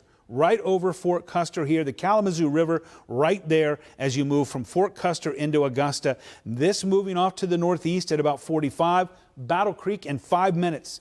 Battle Creek in 5 minutes, likely skirting just to the north, but that means Level Park. That means Springfield. You're right in the line of fire as you are in Penfield Township. But even in downtown Battle Creek, you certainly should be taking cover as this continues to move to the northeast. This tornado warning continuing here for Calhoun County, for this cell that is now, looks like it's moving now out of Calhoun County. It's right along the Kalamazoo Calhoun County border as this continues to move to the northeast. Andy has some information. Andy, what do you have? Some information that a strip mall in Portage has been leveled, which includes a Jude's hair salon. We've just gotten some photos in from viewers, and we're going to go check that out right now. So we are hoping and praying that there are no injuries involved, but this strip mall is gone. In Portage. It is in Portage, and it is in Portage near Southwestage. Near Southwestage. You know, we told you about that cell as it was moving through Portage. And so now, of course, we're very hopeful as we start to hear these reports of damage that everyone is safe. And our newsroom is checking on that aspect of the storm as well. We're keeping you up to speed on the movement of this storm. Listen, if you're in Augusta, you got to be in your safe space right now. If you're near Fort Custer, M96, if you're in Level Park, if you're in downtown Battle Creek, certainly the north side of Battle Creek, Springfield Township, Penfield Township, right on up to Assyria Township there in southern Berry County, you must be taking cover as this cell is moving to the northeast. This is the same cell that did the damage that we've heard about to the FedEx building near the airport in Kalamazoo that apparently did this damage that Andy was just telling us about that we got from a viewer photograph there. A lot of destruction there along Southwestage in Portage. Same cell now bearing down on M37 and M89 in Level Park. You got to be taking cover now as this is moving right over you. It's moving right over Fort Custer and M96 right now, the Kalamazoo River right there. It is going to be moving very close to downtown Battle Creek, just to the north of you, perhaps, but again, a little bit more of a turn to the east, and it's going to be moving right over the downtown area. That's why you need to be taking cover. You need to be taking cover if you're near the Kellogg Airport. If you're in the Lakeview neighborhood, you should be taking cover as this is going to be very close to you as well. Anything north of I-94, north of I-94 in the Battle Creek area, anything north of I-94 from I-194 westward to the Lakeview neighborhood, all the way up to the northern edge of Calhoun County along M37, you need to be taking cover as this storm continues to move to the northeast. One of 3 or 4 dangerous situations we have. Colin right now is focusing in on another one. And this too is where if you're around Clarendon Township, you need to be taking cover. This, again, is a large and dangerous tornado that has been confirmed that is now moving along M60. Told you earlier, Clarendon Township, take cover. M99 out of Albion, all the way down to M60 in eastern Calhoun County. Take cover. If you're along M60 east of Clarendon, you need to take cover, as this is a very dangerous situation as this continues to move to the east. Headed toward, that's the border with Jackson County there, just to the east of Albion. That line that you see there is the Jackson-Calhoun County line. Colin is tracking this now, moving it northeast through Spring Arbor at 7:02, moving to the Jackson Airport at 7:12. That's Reynolds Field, 7:16 in Jackson itself. And again, that's going to be traveling along I-94 once it gets there. That's in the next half hour or so. Interesting to know as well whether we have any kind of reports of damage from I-94 as this storm, I think, as it went out of Portage and made its way toward Augusta, let's say it's got to cross over I-94 in the neighborhood of the Galesburg exit or the Climax exit or the Target Distribution Center. That would be, of course, while there's traffic that's traveling east and west along I-94, something else that our newsroom is tracking. Right now, again, Colin, focusing in just to the west of Battle Creek. And this is looking, again, pretty strong here, pretty strong right around Level Park here, is what we're looking at there as it moves northwest of Battle Creek. Northwest of Battle Creek. So if you're along M37, if you're near M89, if you're around Level Park, if you're around Springfield, if you're on the north side of Battle Creek, you need to be taking cover immediately all the way out towards C.O. Brown Stadium there in Penfield. As you can see, that's going to be arriving there in about 10 minutes. You've got 10 minutes there on the north side of Battle Creek as you travel M66 out of Battle Creek, moving up to the north. You go right by C.O. Brown Stadium. If you're in that vicinity of the stadium there, the baseball stadium, you should be taking cover. As there you can see now, as Colin gets in even closer, you can see what we're talking about here as we get into Battle Creek proper. There you see Level Park. There you see Springfield. You don't see Lakeview there, but Lakeview is just near Springfield there, around Columbia Avenue and south. So if you're in that vicinity, you should be taking cover. I think this is primarily going to be on the north side of Battle Creek. But let me tell you, if you're north of I-94 in Battle Creek, then you should be taking cover as this system moves by, as this cell moves by. This is the same cell that did damage in Portage that apparently caused the FedEx building there to collapse. That has done damage that we've gotten some video or some scenes in from some of our viewers of damage to a strip mall along Southwest. It's actually at Oakland Drive and Center. Oakland and Center. Yes. Okay, know exactly where that is. And it is right? gone. Oakland and Center. It is gone. Wow, there are several businesses there. Several businesses there, and so some damage. This is the same cell, and so you need to be taking this seriously. Level Park. North of downtown Battle Creek, Springfield Township, Springfield also moving into Penfield Township, C.O. Brown Stadium, trying to name off Kalamazoo or the Kellogg Airport, Fort Custer, trying to name off some markers for you, some landmarks so you know where we're talking about here. Even downtown Battle Creek. Again, it looks like this might move just to the north of downtown, but close enough to where you should be taking cover. Now, the warning continues for eastern Kalamazoo County, but as you can see here, as Colin is showing us, it looks like the threat is now moving out of Kalamazoo County. Looks like the threat is moving out of Kalamazoo County. Want to move to that side of southeast now of southeast Calhoun County. This looks big. This really looks big here. This is the cell, wow, that is going to be right over Homer. Right over Homer. You need to be in your shelter. Homer, right now. You need to get to your shelter in Albion. Certainly if you're south of Albion along M99, you've got to be in your shelter right now, as this also is a potentially dangerous situation. Tornado warning. A large, dangerous tornado possible here. South of Albion, Homer, you need to be in your shelter. Concord there, that would be in westernmost Jackson County. Western Jackson County. You need to be in your shelter there as well, as we're talking right along M60. Clarendon Township to the east into Homer. Again, that's where right now the focus of this cell is as it continues to move to the northeast. Albion, you need to take cover right along I-94 and south. If you're I-94, Albion, south along M99 all the way into eastern Calhoun County to Homer, then you need to be taking cover. Looks like even as far south as Litchfield, that would be in northwestern Hillsdale County. You need to be taking cover as well. As Colin has put a tracker on this here, moving into Parma, which is in Jackson County there, That at about 7:10. That would be 28 minutes from right now. 28 minutes from right now. Again, just one of a handful of these tornado warnings that we're dealing with. I will tell you this. If you're in Branch County, we still have a tornado warning for you for that cell that is now moving into southeast Calhoun County, near Homer, south of Homer. But if you're in Branch County now, I think you're pretty much in the clear now.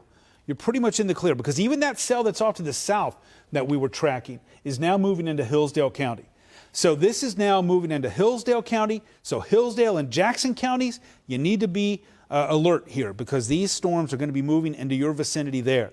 But right now, in northwest Hillsdale County, Litchfield, southeast of Homer and southeastern Calhoun County, Albion, you need to be taking cover. This is along and south of I-94, all the way into Parma, Spring Arbor, Concord there, south of I-94 in western Jackson County. You need to be taking cover with this cell. Let's see if, Colin, if we can get back up to Battle Creek in the Level Park area. This, again, is the cell that did damage, we now know for sure, did damage in Portage in a couple of spots. And now it is moving through Level Park. It is moving right through Level Park, just to the north side of Battle Creek, but awfully close to you there in downtown Battle Creek. As I said earlier, if you're in downtown Battle Creek north to Springfield, to Penfield Township, if you're along M66 near C.O. Brown Stadium, you need to be taking cover. This is going to be moving, headed your way there in Bellevue, moving up into Eaton and also into Berry counties. Penfield Township at 6:48, that's 4 minutes.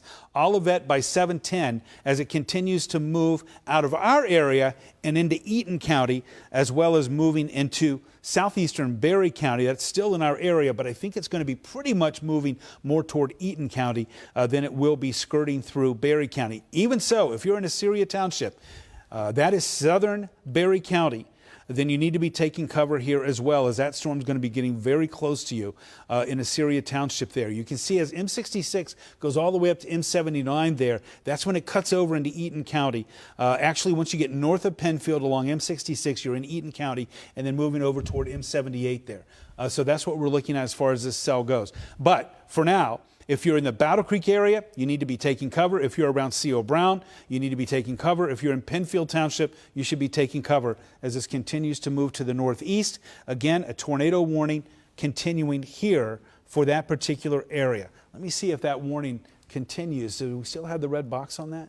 Yeah, so we still have a warning for this, some rotation north of Battle Creek. The good news is it looks a little bit more broad, so we don't have a confirmed tornado on the ground, but radar is still indicating some rotation. So that tornado warning continues for that storm just to the north of Battle Creek there. And then also we have some rotation just north of Homer still.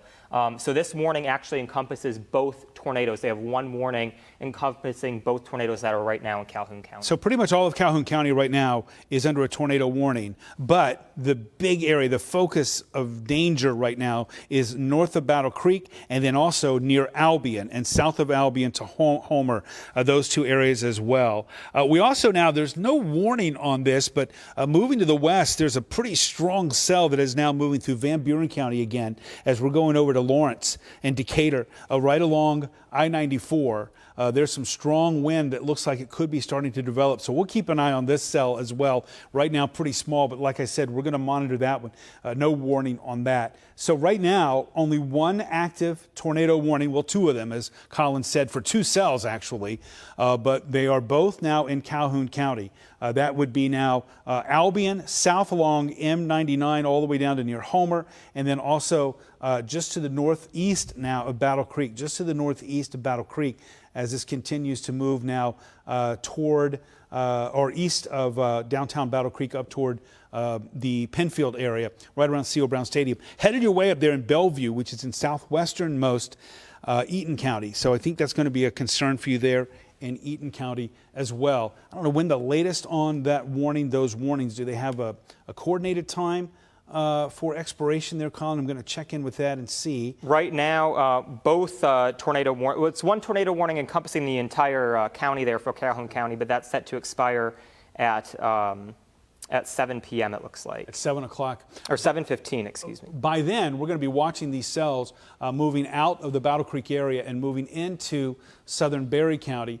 And the threat from the other cell, which is quite potent south of Albion along M99, that one is strong. And as that one moves along M60 there, we're going to keep an eye on that. But that's about to move into Jackson County. Parma, Spring Arbor, eventually Jackson. You need to keep a heads up on this cell as it's going to be moving also all the way to Reeves Junction there as Colin stretches out our time there, our tracker, moving all the way up there, as you can see, up to around Reeves there is about 7:29 as it continues to move off to the east. So if you're in Jackson County, heads up, because this cell is going to be moving south of Albion right now. If you're in Albion, you should be taking cover, by the way. Certainly if you're south of Albion, you need to be taking cover as this cell is going to be, it's moving right over, it looks like now, right along M60 and near M99. If those two highways sound familiar, if you're near the intersection, then you certainly should be in a safe spot as this cell is quite strong and did produce a tornado and might still be producing one as well as the system that is now, or the cell that is now moving through northern Calhoun County, north of Battle Creek as well. We're getting more reports, I think, of the damage that the storm has done in Portage. And thanks to our viewers who are able to safely, by the way, go out and get us some photographs. And don't forget, we want to see those on Chime In. You can go to our website, click on the Chime In tab. You can also do that on our free news app. On our free news app, you can do that as well. Looks like we've got some videos up here. Okay, we're showing you now some of the scenes here that we have coming in. Showing you now some of the scenes. As you can see here, this looks like from Kathy Bangurter. And you can see some of the lowering clouds there as well. I don't know if you can repeat that one more time. Barely heard. Okay. We're not seeing a lot of damage in these pictures, but we are seeing, again, some of the evidence here of those low clouds as those storms were sliding right on through West Michigan here. Just a reminder, we'd love to see your photos that you can safely get to us on our Chime In, either on our news app. You can click on the tab. Look at these hailstones here, some of the hailstones. And as Colin mentioned earlier, a confirmed 4-inch hailstone, which is huge. I mean, that's huge even by planes. Look at this scene here from Jeff Allen. Look at this. I don't know if you can see this, Colin, showing you this right now. Yeah. There it is. Quite a scene. And Eric, if you can let me know where that is, that would be awesome. All right. We're going to try to get that information, but that is quite a scene. Wow. And that's what we were tracking a little bit earlier with the cells that were moving right on through the area, reminiscent of some of the stuff that we saw coming out of Oklahoma and Kansas yesterday.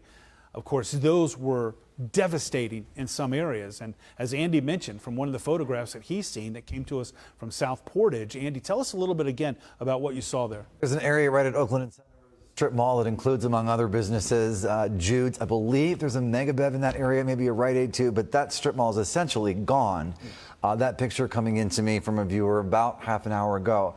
Also hearing significant damage reported at Pavilion Estates, which is a mobile home park in South Portage as well, which would make sense and be consistent, Keith, with what you're saying as far as the track of this storm goes. Oh, wow. Looking now also, Colin's showing me here a photograph of the damaged FedEx building. Yeah. The damaged FedEx building. A lot of damage there as well, as this is now turning from a weather story to a news story.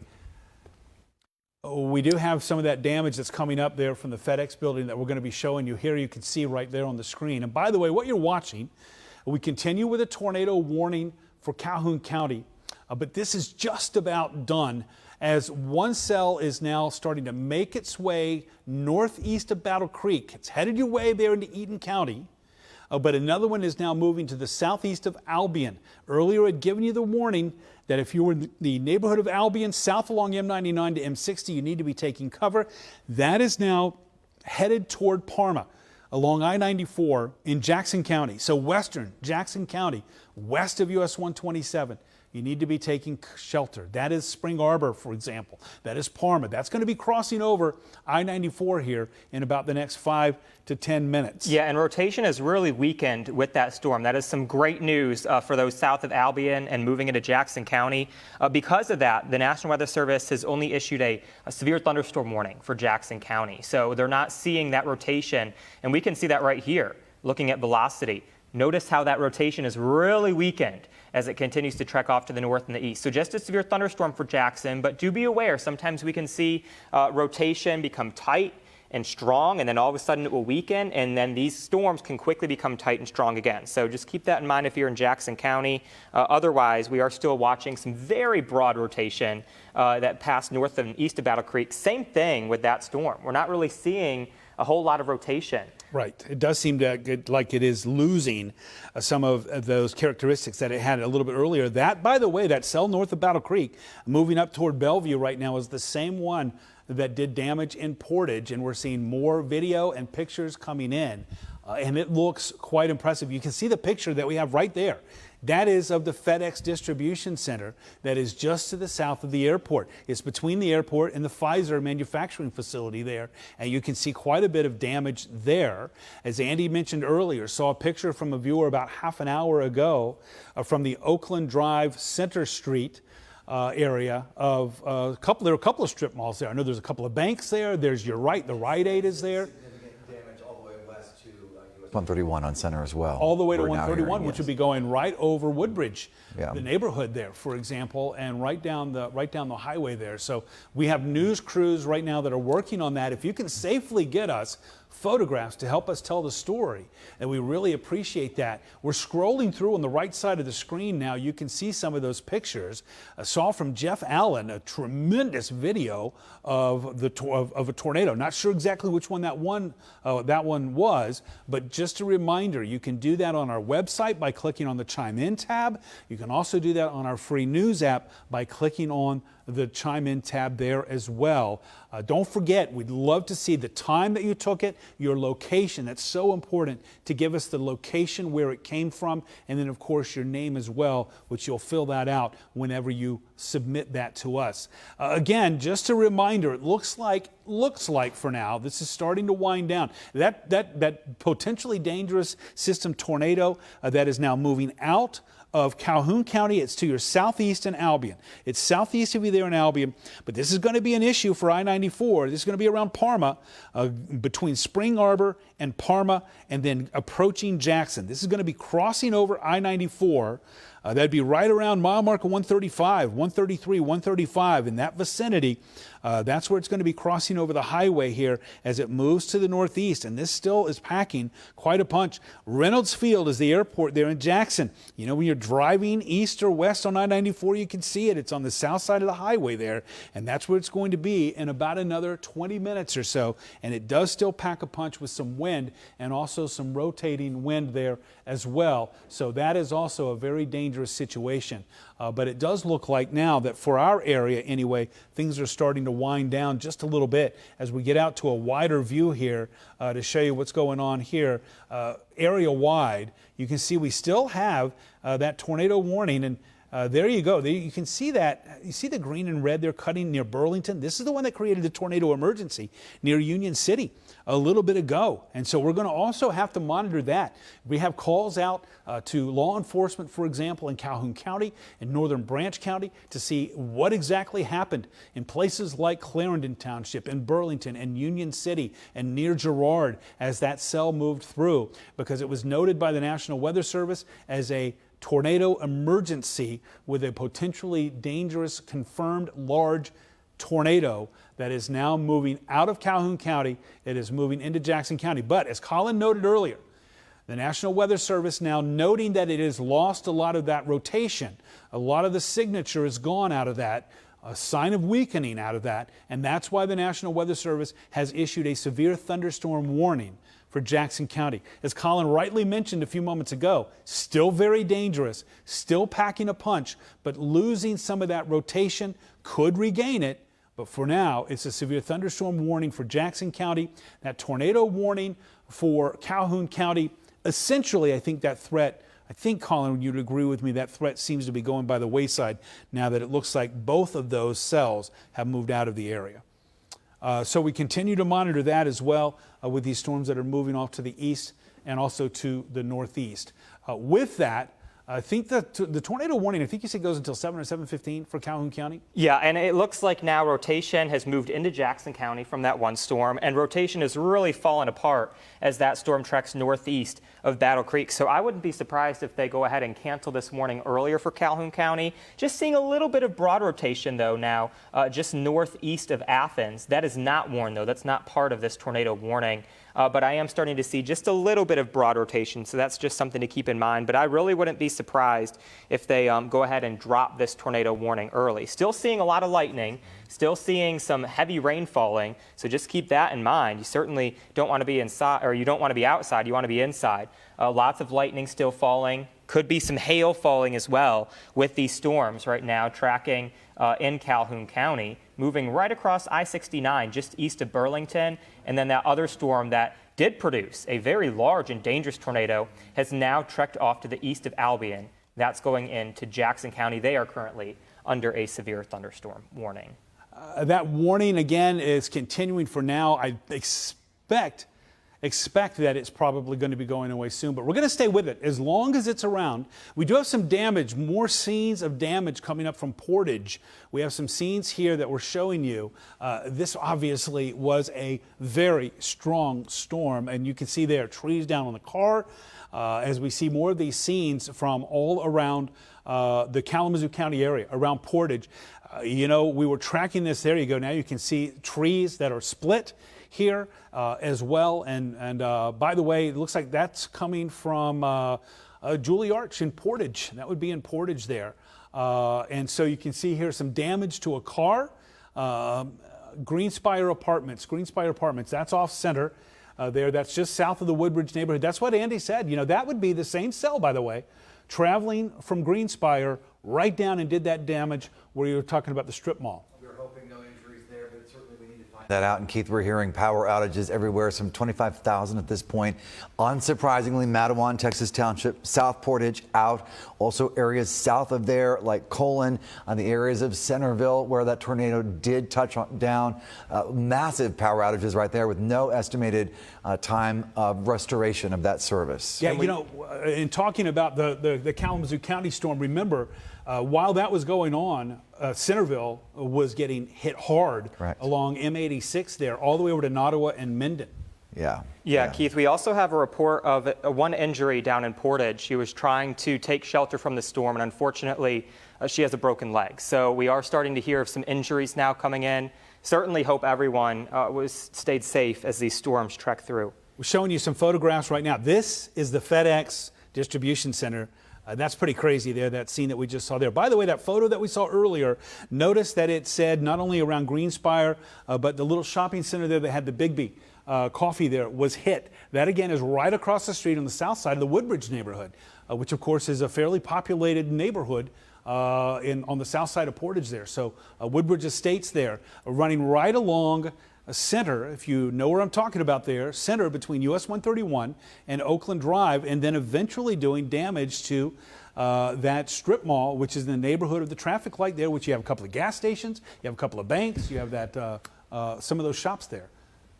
We're looking now at the power outage map, and you can see where there's plenty of it. You know, again, eastern St. Joe County hit pretty hard. Eastern St. Joe County hit pretty hard. From Centerville over to Minden, over to Nottawa, Colon, all hit pretty hard. And so no doubt there are going to be a lot of outages in St. Joe County, in southern Kalamazoo County, certainly south of I-94, over toward the Galesburg area. We tracked that right on into western Calhoun County.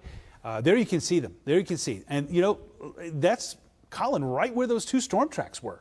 I mean, these power outages are running right where we had those two tornado warnings. One right along in south of M60. You can see Minden, Union City, and then the other clustered right there in Texas Township, Mattawan. We told you about those.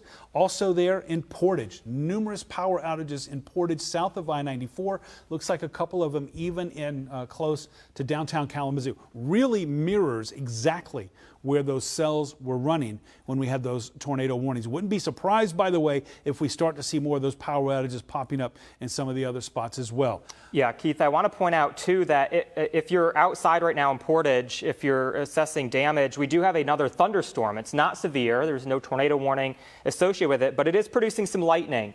So if you can, try to get into a safe shelter as yet some more rain and lightning is approaching the Portage area. Yeah, definitely don't want to be outside. Listen, if you see lightning or if you hear thunder, then you need to be inside. No matter what you're doing, it can wait until after that cell goes by. Lightning, of course, an ever-present danger when we have these thunderstorms. As Colin mentioned, no severe warning with this cell. Let's slide that over just a bit and show you what's going on in Calhoun County as we slide it to the east. We continue with that tornado warning until 7:15. We got to keep an eye, I guess, on what's going on there, perhaps along I-69 and M60. Maybe that's just some bad data that's coming in there. But otherwise, that cell has sort of moved out now into Jackson County. So Jackson County now seeing these storms. Hillsdale County now seeing these storms as well as they continue to move off to the east. And as I said a little bit earlier, it looks like these are now becoming a little bit more of a news story and not as much of a weather story, as now we're starting to assess the damage now that these cells move through. I think that what Colin mentioned there is very important. We still have some thunderstorms that are dotting the map. And so once again, if you're out and about to perhaps do some storm cleanup or something like that, you need to make sure that you stay safe because we still could have a couple of thunderstorms that are around the area right now as we continue to monitor that. But again, tornado warning continues for 11 more minutes for Calhoun County. Yeah, Keith, this is actually, they've updated it. So those two tornadoes that we were tracking have now moved out of the area. Now there's a different area of some more rotation. You can kind of see that south of Marshall near Teconcha. And now they're seeing some rotation there. So it's just radar indicated. We do not have any confirmation of a tornado on the ground, but that storm is capable of producing a tornado right now near Teconcha, just east of Burlington, and that's moving east at 30 miles per hour. So we still need to take shelter in the Teconcha area. This is heading towards Clarendon as well. That's going to be Union City as well, a place that had a tornado emergency 45 minutes ago. So this could be a real 1-2 punch from Mother Nature here with these thunderstorms. And you can sort of see what we're talking about there as area number 1 moves out of Clarendon there, and then now area number 2 comes in to replace it as it slides right on in. It doesn't look to be as potent, but it does though. It doesn't seem to be as potent, but it is something we're going to continue to monitor. And no doubt why the National Weather Service is keeping that tornado warning going. Jessica. All right, Keith, thanks so much. Yeah, let's take a look at this right here. This was sent in by a viewer. This is Millam and Sprinkle Road in Portage. And this is in the Golden Tree apartment area. As you can see right there, lots of trees down. It looks like the top, Keith, was just snapped off of that tree right there. Yeah, very much so. Debris all over the ground. Perhaps there are some winds that were very strong, but they're aloft. You know, we often think, of course, of the wind being strongest at the ground, but it might be aloft, and that's why sometimes you'll see those trees snapped off like that as well. Andy? Oh, just Chase Bank. Apparently, it's also gone at Oakland End Center. That's significant damage, and it's just the epicenter of that particular storm. That's the same intersection. I wonder how the Rite Aid is doing there. There's a drugstore there. I know there's a restaurant there. There's the gas station. And unfortunately, this happened during business hours, so we're wondering, how people are. And just a reminder, too, to check on your loved ones, maybe an elderly neighbor that lives alone. I'm getting a lot of text messages from my family and friends just reporting the kind of damage they're seeing. One of my friends was actually at a restaurant, and they were all in the bathrooms taking cover, sending in videos of just the trees like whipping back and forth and the hail that they saw. So yes, continue to send in your photos and pictures to us. You can do so by going to WWMT.com and looking for our Chime In page.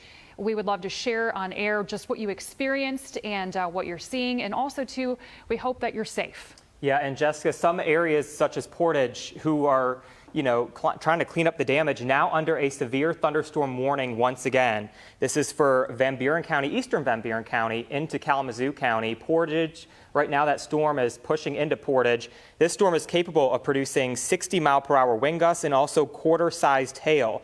So we do have a severe thunderstorm warning for areas like Kalamazoo, Portage, Vicksburg, Galesburg, Mattawan, Lawton, Schoolcraft, Climax, Comstock. Areas like that, we have now another severe thunderstorm warning pushing right into the area with some lightning, some heavy downpours, potential quarter-sized hail, and also some 60-mile-per-hour wind gusts possible. Yeah, it's going to be interesting to watch that one too, Colin, as well, because it looks like there might even be some development going on there to the southeast of Mattawan that we'll have to keep an eye on too. Listen, just because we've made it through this first round of storms, we are not out of the woods yet. And a reminder that that tornado watch continues until 9 o'clock.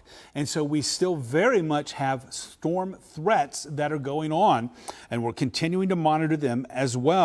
So we're going to have to keep an eye on that system that is now to the southwest of Portage. But as Colin mentioned there, it has been warned for 60-mile-per-hour winds. We're talking about Portage again, headed your way in 10 minutes. And listen, even if the winds aren't that strong, if there's lightning, this is a very dangerous system, a very dangerous cell.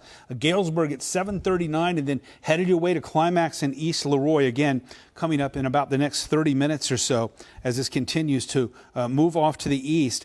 By the way, just to the east of Tekonsha, near Clarendon again, looks like the winds are quite strong with this particular system here as it moves right along the border there with that would be this part of the cell there that's moving right now near Clarendon there, pushing off to the east. This is right along M60. I know we just got through talking about you in Union City and Clarendon and telling you about a tornado emergency in this area. It looks like another very strong storm is moving through that area right now. Yeah, and this rotation is tightening as well. It was very weak just even about 10-15 minutes ago, but as it continues to push near Clarendon, we are seeing some tighter rotation now. So that's why that tornado warning continues for Calhoun County. This is specifically just moved through Tekonsha, moving in the area of Clarendon, and it's going to move along M60 here as we move forward, Keith. And by the way, I know that we don't have a lot of viewers in Hillsdale County, but southeastern Hillsdale County under a tornado warning until 7:30. Andy. I just have gotten numerous reports. Now, I want to stress this is unconfirmed that there may be up to 40 people trapped in this FedEx building that collapsed. Now, 5 or 6 people have told me that, and that building houses 400.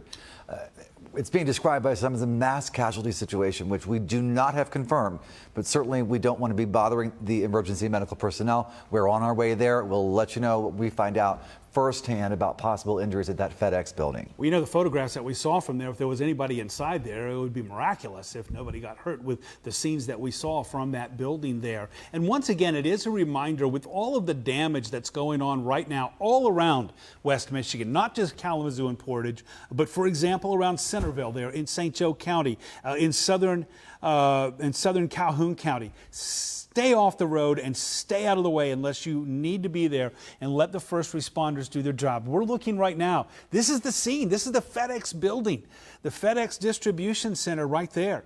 And as we were just mentioning, if there are people who were working in there at the time, obviously there had to be a lot of debris coming down from a ceiling that was crumpling there. As you can see the damage to the building as we showed it to you there. We're now monitoring a severe thunderstorm warning now in southern, and the tornado warning continuing, by the way, for Calhoun County. This is for this cell that is running right over the same spot the first one did, right down M60. It doesn't look to be as potent, but still strong. And as Colin tracks this here, we're looking here at Clarendon Township in 5 minutes. 30 minutes ago, 45 minutes ago, we were telling you to take cover. We're telling you that again. All the way over into Concord and Spring Arbor, that would be getting into Jackson County there as it continues. And you can see there Reynolds Field, the Jackson Airport, mentioned yet again from this other cell that's moving through. So again, we want to warn you in those areas. There could be some rotation, some strong wind that's coming in there as well. There's some indication there's a very strong wind to the east of Tekonsha near Clarendon.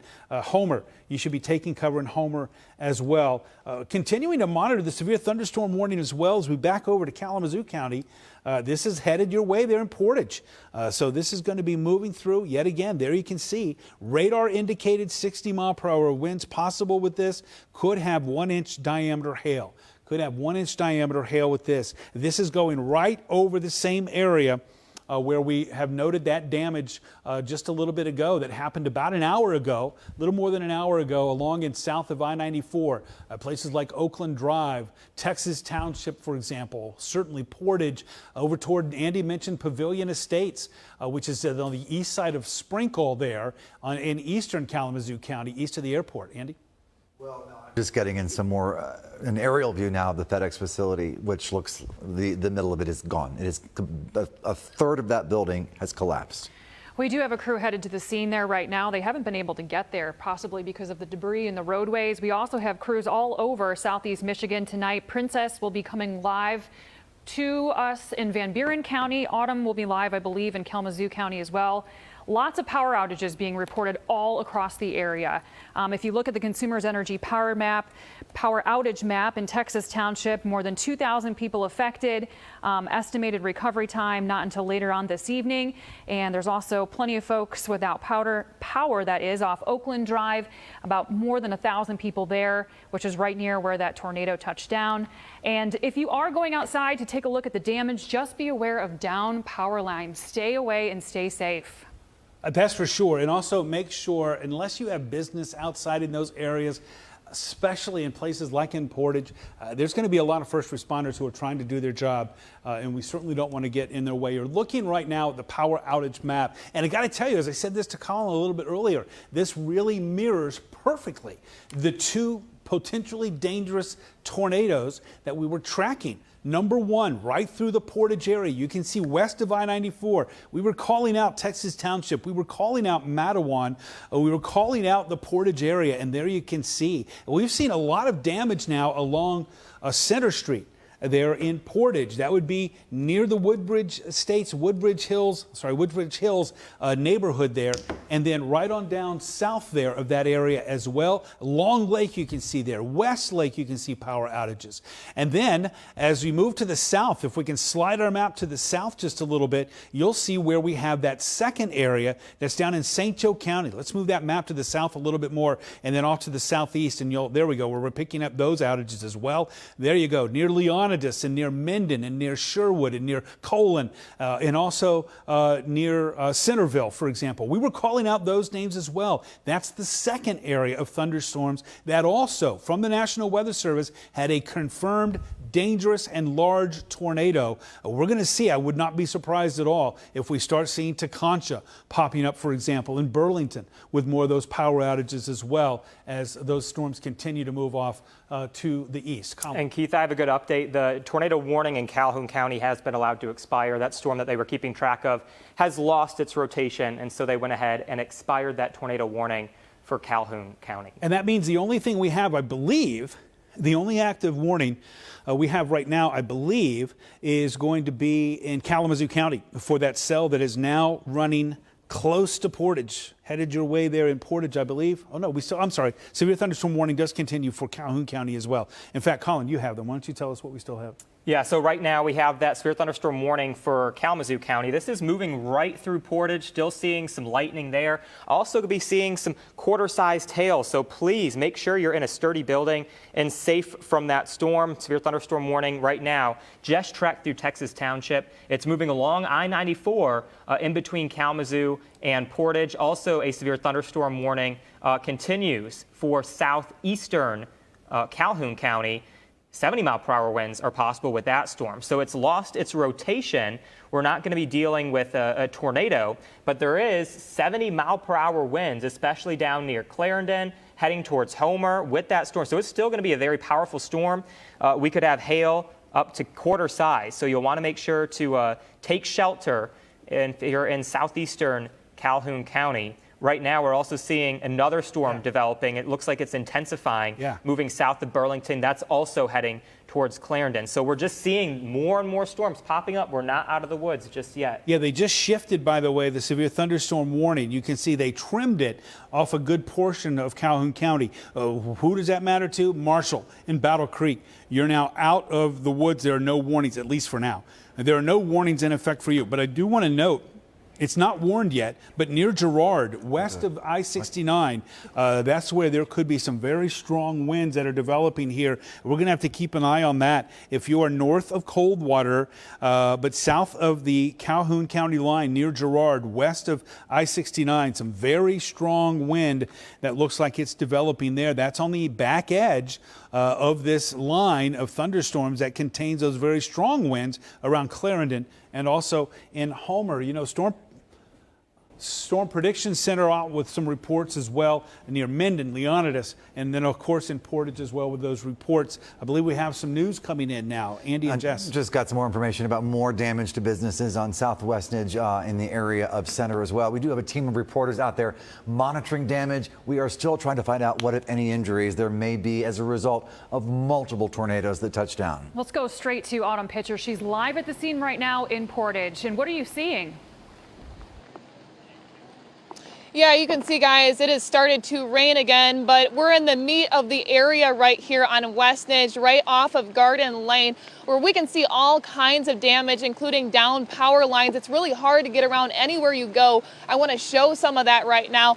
So you can see this sign right here from one of the businesses is completely out. And also, if you move aside here, you can see the business over on this side where it's all the windows. You can see windows down, siding. And so I also really want to show you the street right now.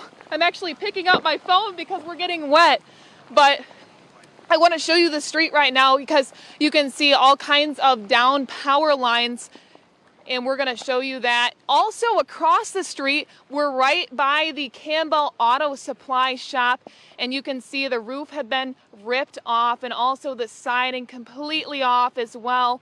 And really just about everywhere you turn on this street, you can see pieces of the buildings and also trees as well.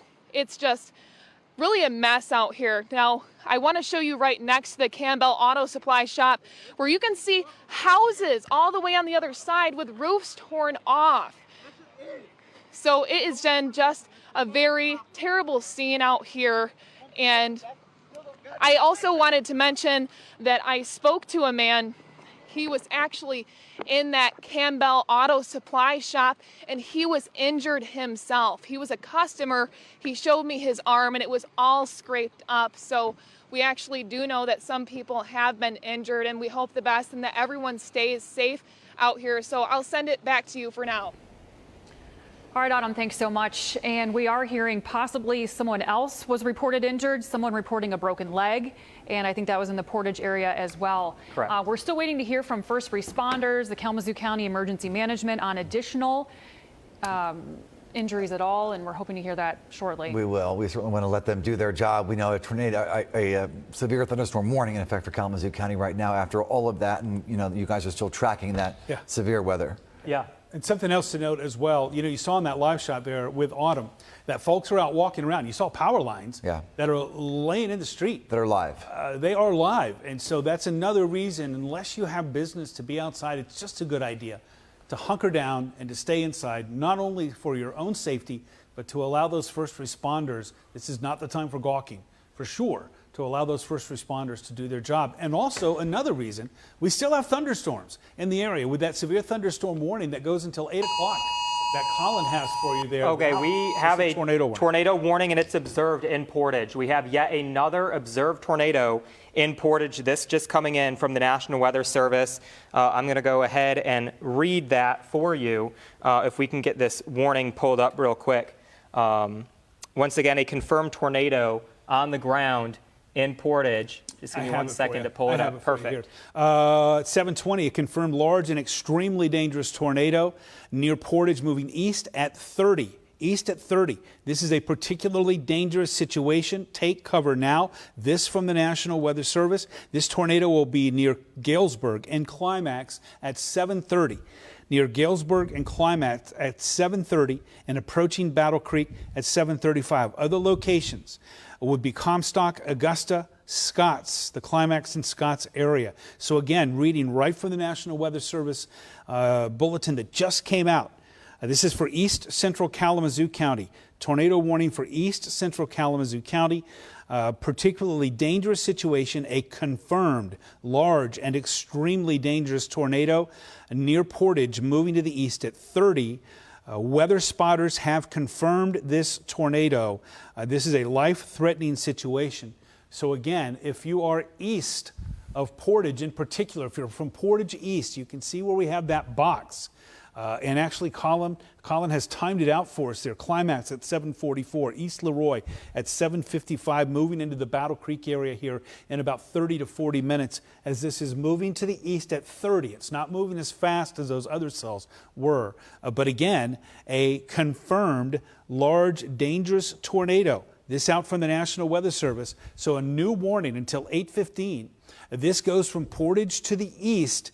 So it looks like this is going to be mainly along I-94. You can see where that red box is. And so some of the communities that are impacted here are going to be Comstock, Augusta, Climax, Scotts, Galesburg, and eventually moving into Battle Creek. We're going to be talking about some of these same locations that we talked about just a little bit earlier. And so we're going to continue to have to monitor this. We're not out of the woods yet. Yeah, correct. And you know, it's hard to find on velocity, but we have several calls from the National Weather Service. There are callers calling the National Weather Service that said a large tornado is on the ground right now near Portage. Yeah, oftentimes you see it radar indicated and you don't actually spot it.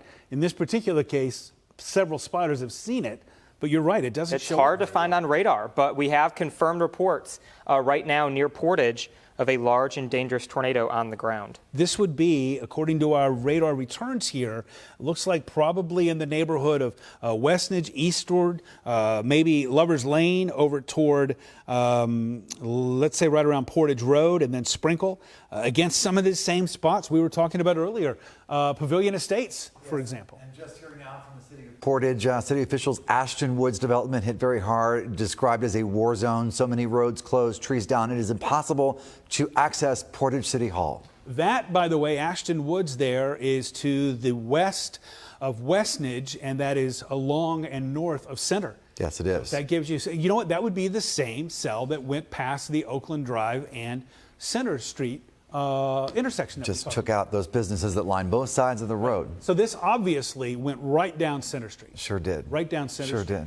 did. We have another Portage, or another threat for a tornado here. A tornado warning that goes until 8 o'clock, until 8 o'clock, or until 8:15. Excuse me, 8:15. Just out from the National Weather Service. They issued this 4 minutes ago. So just to read it to you again, a particularly dangerous situation.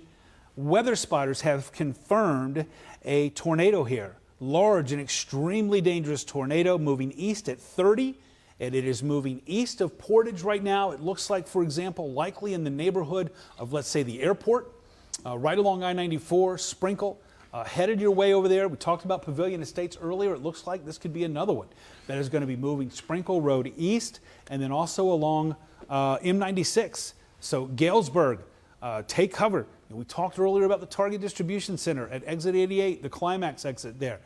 You need to be taking cover in that particular area as well. We're going to continue to try to find any reports that we can. As Colin mentioned, the other tornadoes that we've been tracking have been easy to spot on radar. This one, not so much. This one is not so much. But actually, the verification from this doesn't come from radar. It comes from a better source, and that's eyes of trained spotters who are watching these storms now moving to the east. It looks to me like this would probably be south of I-94. south of I-94. So for example, to the north of Pavilion Estates, that would be Sprinkle Road area, and then eastward, moving along and south of I-94. Galesburg, but certainly Galesburg, south of Galesburg, you need to be taking cover. Anywhere in this box, let me tell you that, anywhere in this box, you should be taking cover. But it looks like the focus of this, Climax, it's headed your way. Galesburg, it's headed your way. Augusta, it looks like it's headed your way as well. And it will be interesting to see what the National Weather Service does with this tornado warning once this cell gets to the Calhoun County line as it continues to move to the east. We are still tracking the Consumers Energy power outage map at this hour. I'm going to tell you some of the hardest hit areas. In Texas Township, West Q Avenue, hard hit, more than 1,000 folks without power tonight. Moving eastward into Portage Road area, this is East U Avenue.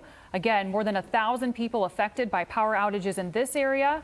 And then Oakland Drive, right there near Shaver Road, which is where we're reporting damage for the last couple of hours now.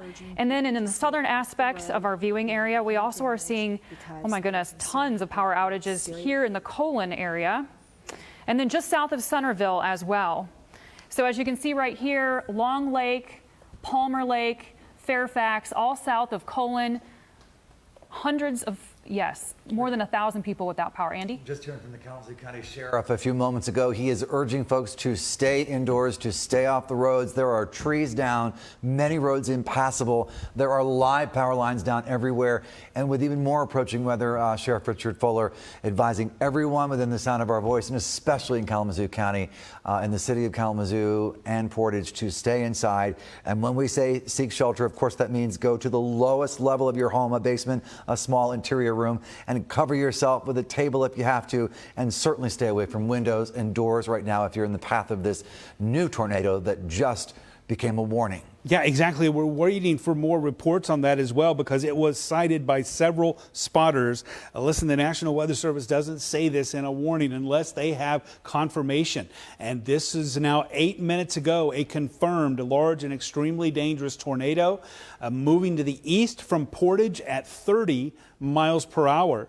And as Colin mentioned a little bit earlier, we're not able to see it as well as we were able to see the other ones that moved through, but it does look like this one right now is along I-94 or south of I-94 in eastern Kalamazoo County. And just echoing, Andy, what Sheriff Fuller said, I'm sure that the sheriffs from Calhoun County and from Branch County and from St. Joe County and from Van Buren County would say the same thing. Please stay away, let the first responders do their jobs, and you're endangering yourself if you go out in this, because as we saw from Autumn's picture a while ago,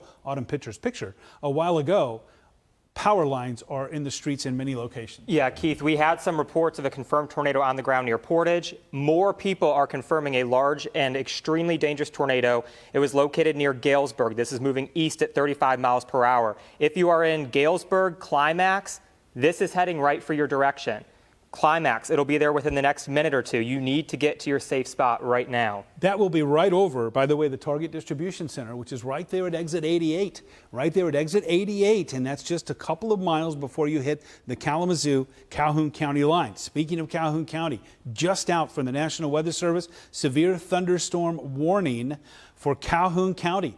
For Calhoun County, this is for the cell that you see near Burlington along M60, Clarendon Township. Again, we're talking about you right along M60 here with the potential for wind gusts of 60 miles per hour. So again, from the National Weather Service, issued 3 minutes ago, severe thunderstorm warning for southern Calhoun County as a severe thunderstorm located near Burlington, 7 miles north of Coldwater, moving northeast at 25, radar indicated 60 mile per hour gusts and also quarter-size hail. So that joins the tornado warning that is in effect as well now for eastern Kalamazoo County as well.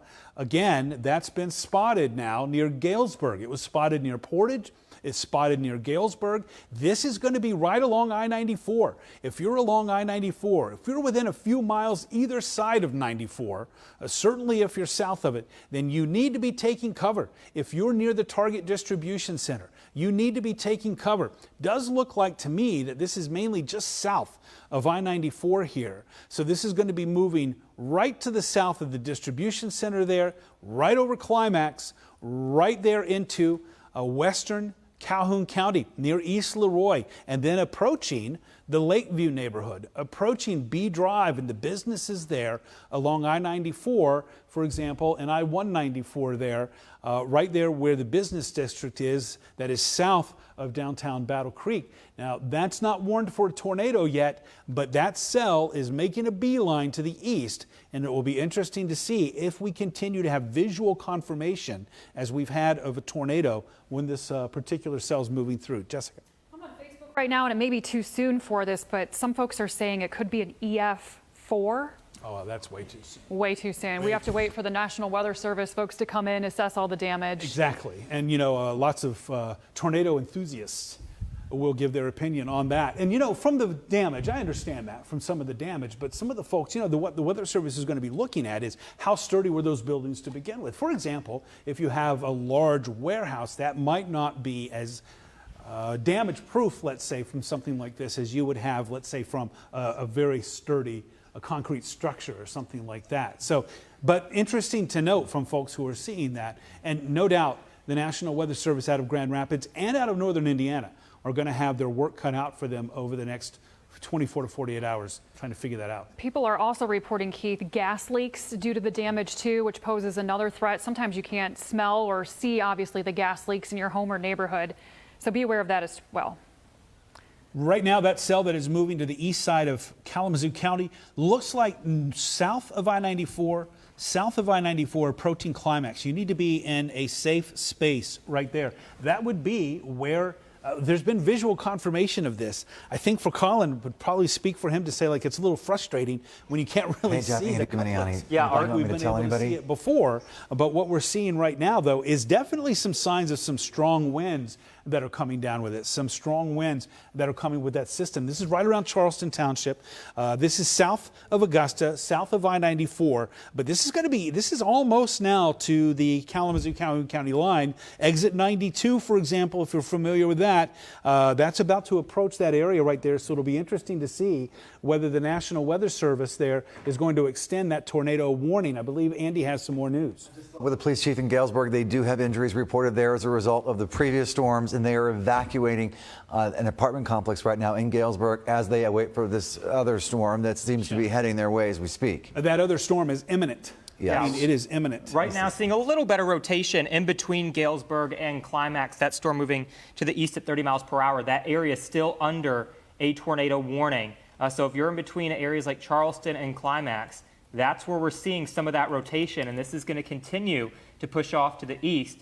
Looks like approaching I-94 right at the Kalamazoo-Calhoun County line. Galesburg's exit 85, the Climax exit is exit 88, so it's 3 miles away. And then you get to exit 92, which is the first Calhoun County exit on 94. So you sort of have some mile markers there to get an idea of where we're talking about. This looks to me like it's right now, right around the Target Distribution Center, which is right around exit 88, which is the Climax exit there. And as this moves to the east, as Colin mentioned here, it's going to be approaching the Calhoun-Kalamazoo County line, which is going to be, again, that's at about the 90-mile marker. About the 90-mile marker there as this continues to move to the east. If you're in that vicinity, you need to be taking cover because this storm could have some rotation. This is the one, again, that several trained spotters saw rotation or saw a tornado out of this. And so even though, again, it doesn't look as impressive on the radar, when we've got trained eyes that are seeing it, then it's there. You can see that Colin here is tracking it to the east. It is over Climax right now. Sonoma moving into the Emmett Township area as well. That would be on the east side of Battle Creek.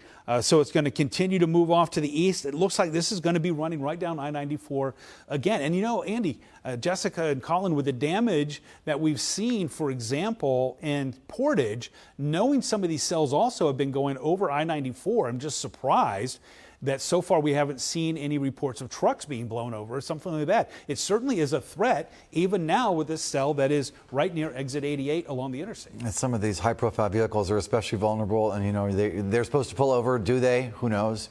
You know, do they get the message? Of course. I'm hearing now from Kalamazoo Public Safety, and we are not aware, nor are they of any serious injuries as a result of these tornadoes. Of course, that's going to change potentially as they find more and more people and more damage. But at this point, not hearing of any serious injuries in the city of Kalamazoo. Yeah, Andy, a spotter confirmed a touchdown just southwest of Galesburg about 4 or 5 minutes ago. They're going to go ahead and continue this tornado warning for Calhoun County. This is heading east. Just south of Battle Creek. It's going to be trekking right around I-94. Tornado warning incoming for Calhoun County. They haven't issued it yet, but the National Weather Service has confirmed that they will be issuing one here very shortly.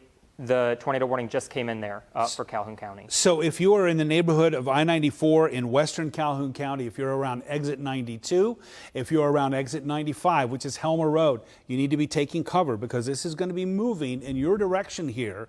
In fact, it already is. And so as Colin mentioned, and there you can now see that box that just went red on us there. That's the tornado warning now for Calhoun County there, as it just popped up here with the box there. And I believe that that is going to be going until, let me get that up here just for a second. Here it is. That goes until 8:30.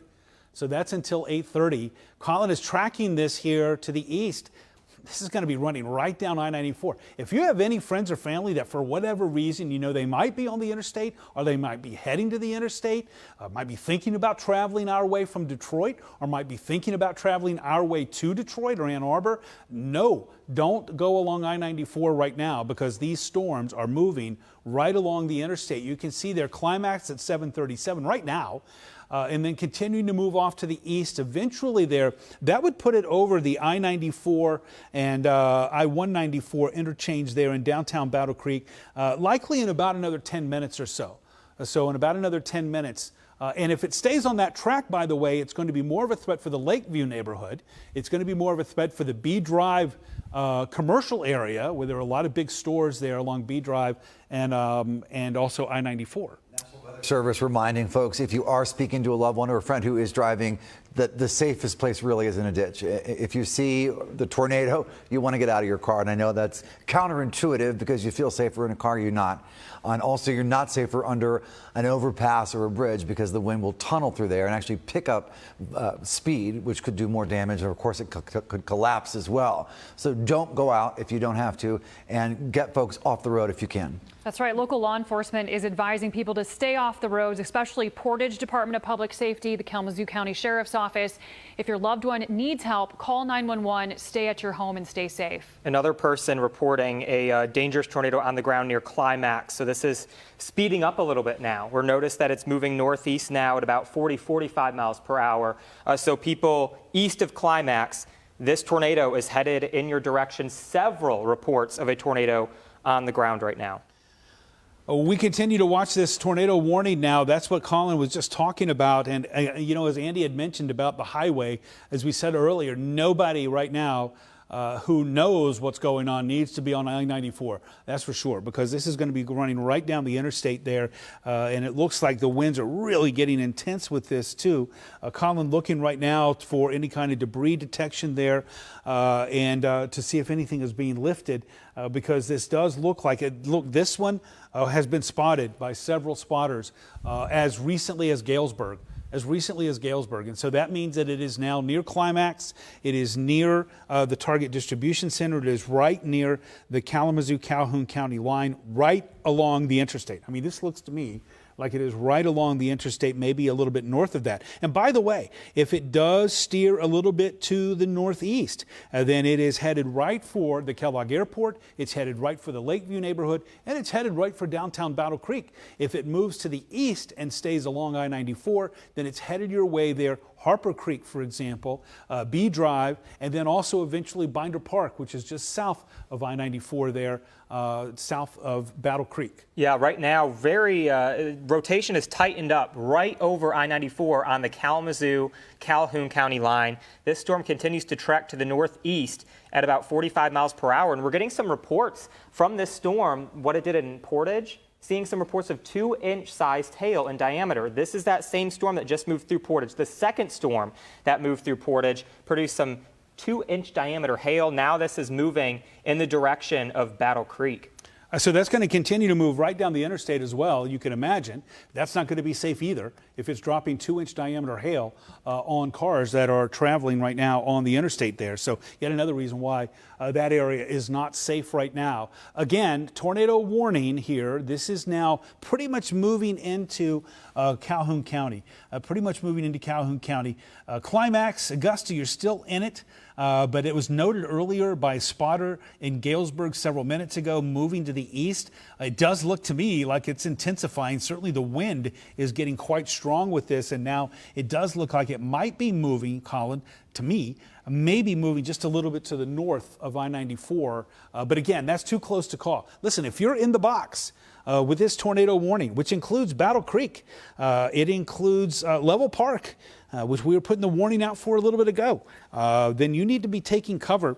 It does extend all the way to the eastern edge of Calhoun County, so we need to keep an eye on that as well. But right now, it looks like the focus of this is going to be just inside the Calhoun County line. This would be near exit 92, for example. We're talking about Cedar Creek Golf Course.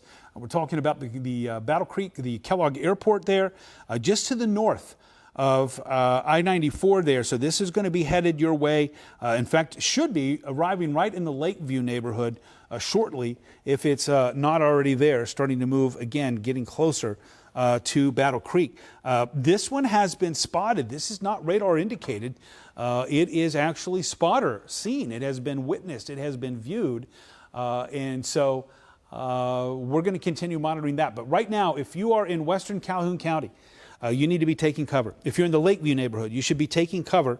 If you're in Battle Creek, you should be taking cover. If you're along B Drive, along I-94 and B Drive, you should be taking cover at least all the way to I-194, the penetrator, at least all the way to I-194, and maybe even beyond. Perhaps you certainly need to be keeping an eye on it all the way to exit 104 at Firekeepers Casino, because this is going to be moving to the east, and we're going to continue to monitor it as well. As we continue to monitor some of those damage reports coming in too, I'm looking right now at one of our monitors where there's video, or actually a live picture from the FedEx distribution center.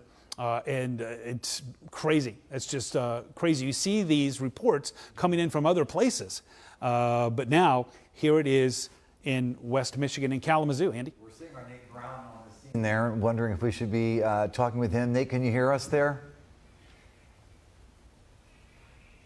Yeah, we've got to get the camera lens clean because of all the rain, of course, which is going to be a common problem tonight. While we wait on Nate, they'll cue you, Andy, I'm sure. But while we do that, I just want to again remind folks in western Calhoun County, if you're around exit 92, exit 95 Helmer Road, exit 98, Capitol Avenue, you need to be taking cover as there could be a tornado headed your way. All right, Nate Brown is at the scene of the partially collapsed FedEx ground facility in Portage. Nate, can you hear us? And if so, what can you tell us? Well, as you can see, an absolute travesty here on Portage Road. The FedEx ground building taking an absolutely huge hit due to this severe weather and tornado rolling through not too long ago. As you can see, this entire side of the building completely blown out, just damaged left to right, seemingly as far as you can see. A newer building taking damage such as this, absolutely unheard of, unparalleled when considering this building is so brand new. Now, some of this damage did work its way to the other side of this entire complex, making its way even onto some of the Stryker property on the opposite side. But at this moment in time, unsure of the amount of injuries that might have been sustained. We haven't heard anything finite yet from emergency service crews here. We'll look to keep you guys posted as we get more details. Reporting live from Portage Road in downtown Kalamazoo, Nate Brown, News Channel 3. Boy, it's hard to look at all that damage, and certainly we know that there were a lot of people in the building when that tornado hit.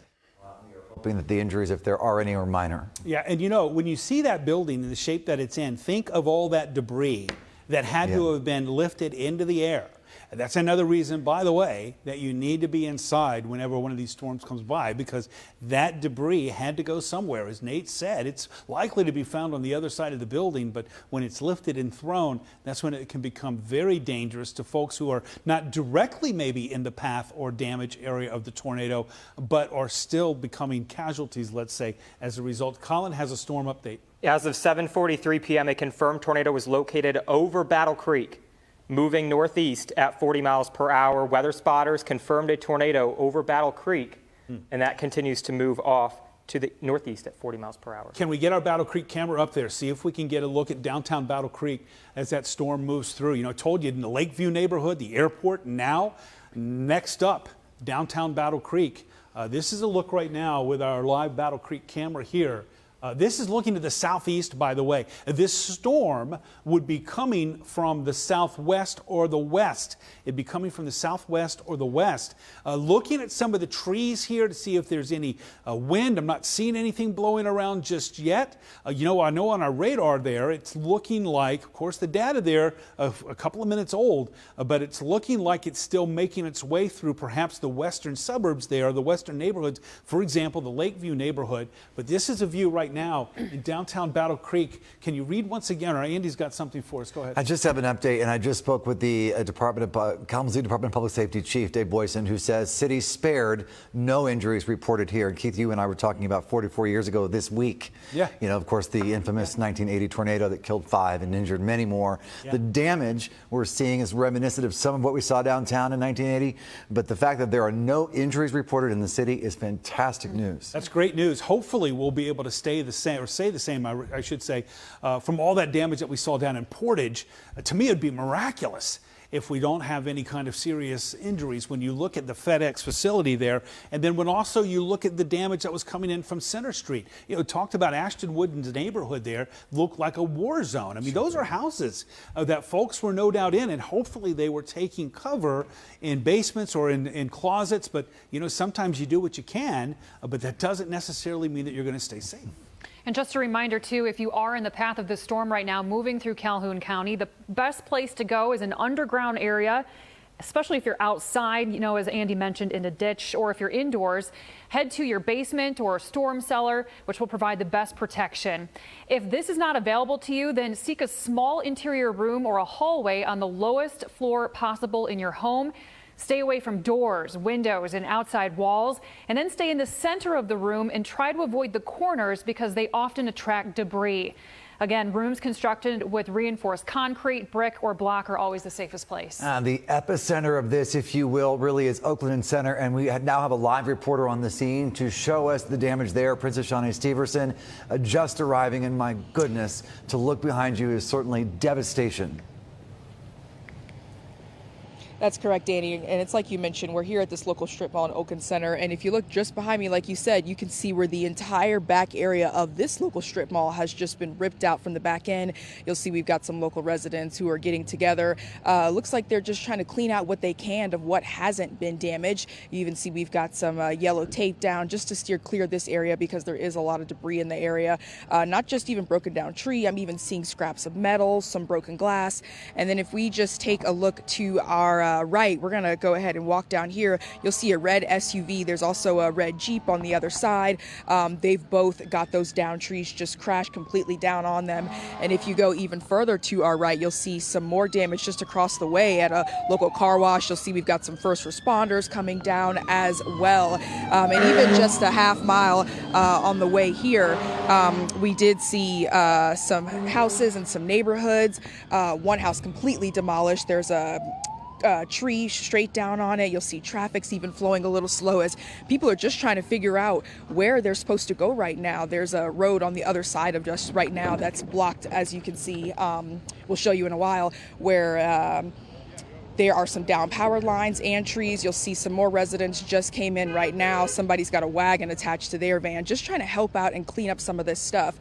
In the meantime, we're going to see if we can try and talk to some residents. You'll see people coming in bathrobes. It looks like they're just trying to come in and help and see what they can do. And we're going to try and talk to them and see really what this tornado has done to them and what people have lost. And you can see it's pretty tremendous. So we'll be right back. And for now, we are live in Portage. I'm Princess Johnny Steverson, News Channel 3. All right, Princess, thanks so much. Let's take a live look right now over downtown Battle Creek. Yeah, things have changed quite a bit. You know, Colin mentioned just a few moments ago that a tornado was spotted and was moving over downtown Battle Creek. So we're watching right here. Things have gotten certainly a little worse from the view that we took just a few moments ago. We're trying to see if we can see any evidence of the wind blowing strong there. We have seen the rain blowing quite a bit. It's difficult to see right now because, of course, of the rain that is pelting the camera. But this is the scene right now in downtown Battle Creek. Colin, why don't you read to us again what you saw there from a spotter? Yeah, so from the National Weather Service, weather spotters confirmed a tornado just west of Battle Creek near Garrelsburg. It's moving over Battle Creek right now. Flying debris is possible. The tornado will be near Brownlee Park right about now. That's right from the National Weather Service. Once again, a confirmed tornado is located over Battle Creek, moving northeast at 40 miles per hour. Can certainly see that heavy rain coming down now, possibly some hail with this storm as well. And we have that confirmation that a tornado is nearby. It looks like that's now going to be moving off to the east, which we're watching this camera view. This is looking to the east-southeast here. For example, you can see the Kellogg Food Science building there in the distance there. That's the low-topped building there. So we're waiting to see here if we can see anything going by. I don't necessarily see anything there, but we're going to continue to keep an eye on it. It looks like this is now around C.O. Brown Stadium. Yeah, Brownlee Park is where we're seeing some rotation right now. And so that's going to be moving to the northeast side, Penfield. If you're in Penfield, you need to be taking cover. If you're in Emmett Township, you should be taking cover. If you're north of I-94, there you can see Waddles Park. You need to be taking cover along Waddles Park there. That is along I-94, also the I-94 business loop there on the east side. This is going to be close to, not too far away from the Kellogg and Post plants, by the way, right there, Verona Road and Emmett, Waddles Park. I mean, this is right there in the neighborhood of the Kellogg plant and of the Post plant, as well as this moves off to the east. So if you're in that vicinity, you should be taking cover as we have a tornado warning. It is for that particular part of the cell that is now moving to the east of Battle Creek.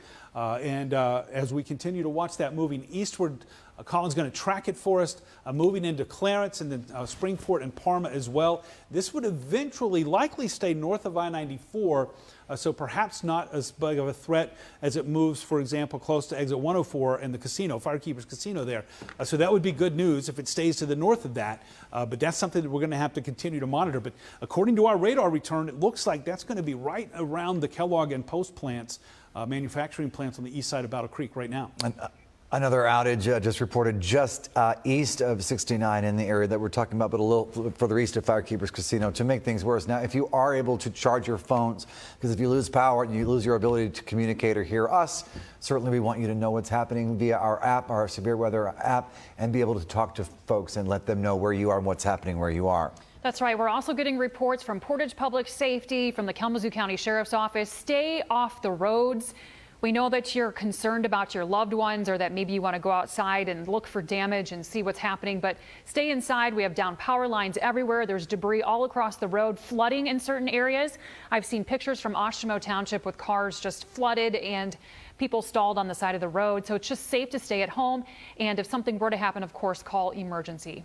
We're going to continue monitoring this tornado warning, because this right now is a priority one for keeping folks alert. And that is now on the east side of Battle Creek, Emmett Township here, moving just to the south of Penfield Township, Brownlee Park, C.O. Brown Stadium. If those are familiar to you, you need to be taking cover. This is going to be mainly, I think, north of I-94, mainly north of I-94. A moment ago, as I was mentioning, I think this is going to be in the vicinity of the Kellogg and Post manufacturing plants, moving off to the east. And so, again, we want you to be aware. If you are along or north of I-94, east of Battle Creek, all the way to I-90 or I-69, you need to be taking cover all the way over toward the Calhoun-Jackson County line. And also, I'm getting reports, too, from our viewers that we're seeing a lot of damage near the airport at a mobile home park. So that's something we're hearing from our viewers. And also, we're hearing that there could be even more damage reported at the Ramona skating rink park in Sister Lakes as well. Autumn Pitcher has been out covering this and showing us some of the damage firsthand, and we know that there are some injuries have been reported where you are, Autumn. What exactly are you seeing at this juncture? That's right. Yeah, we are at Westnedge and Portage right now, right off of Garden Lane, and we have seen some injuries. There was an auto shop that collapsed.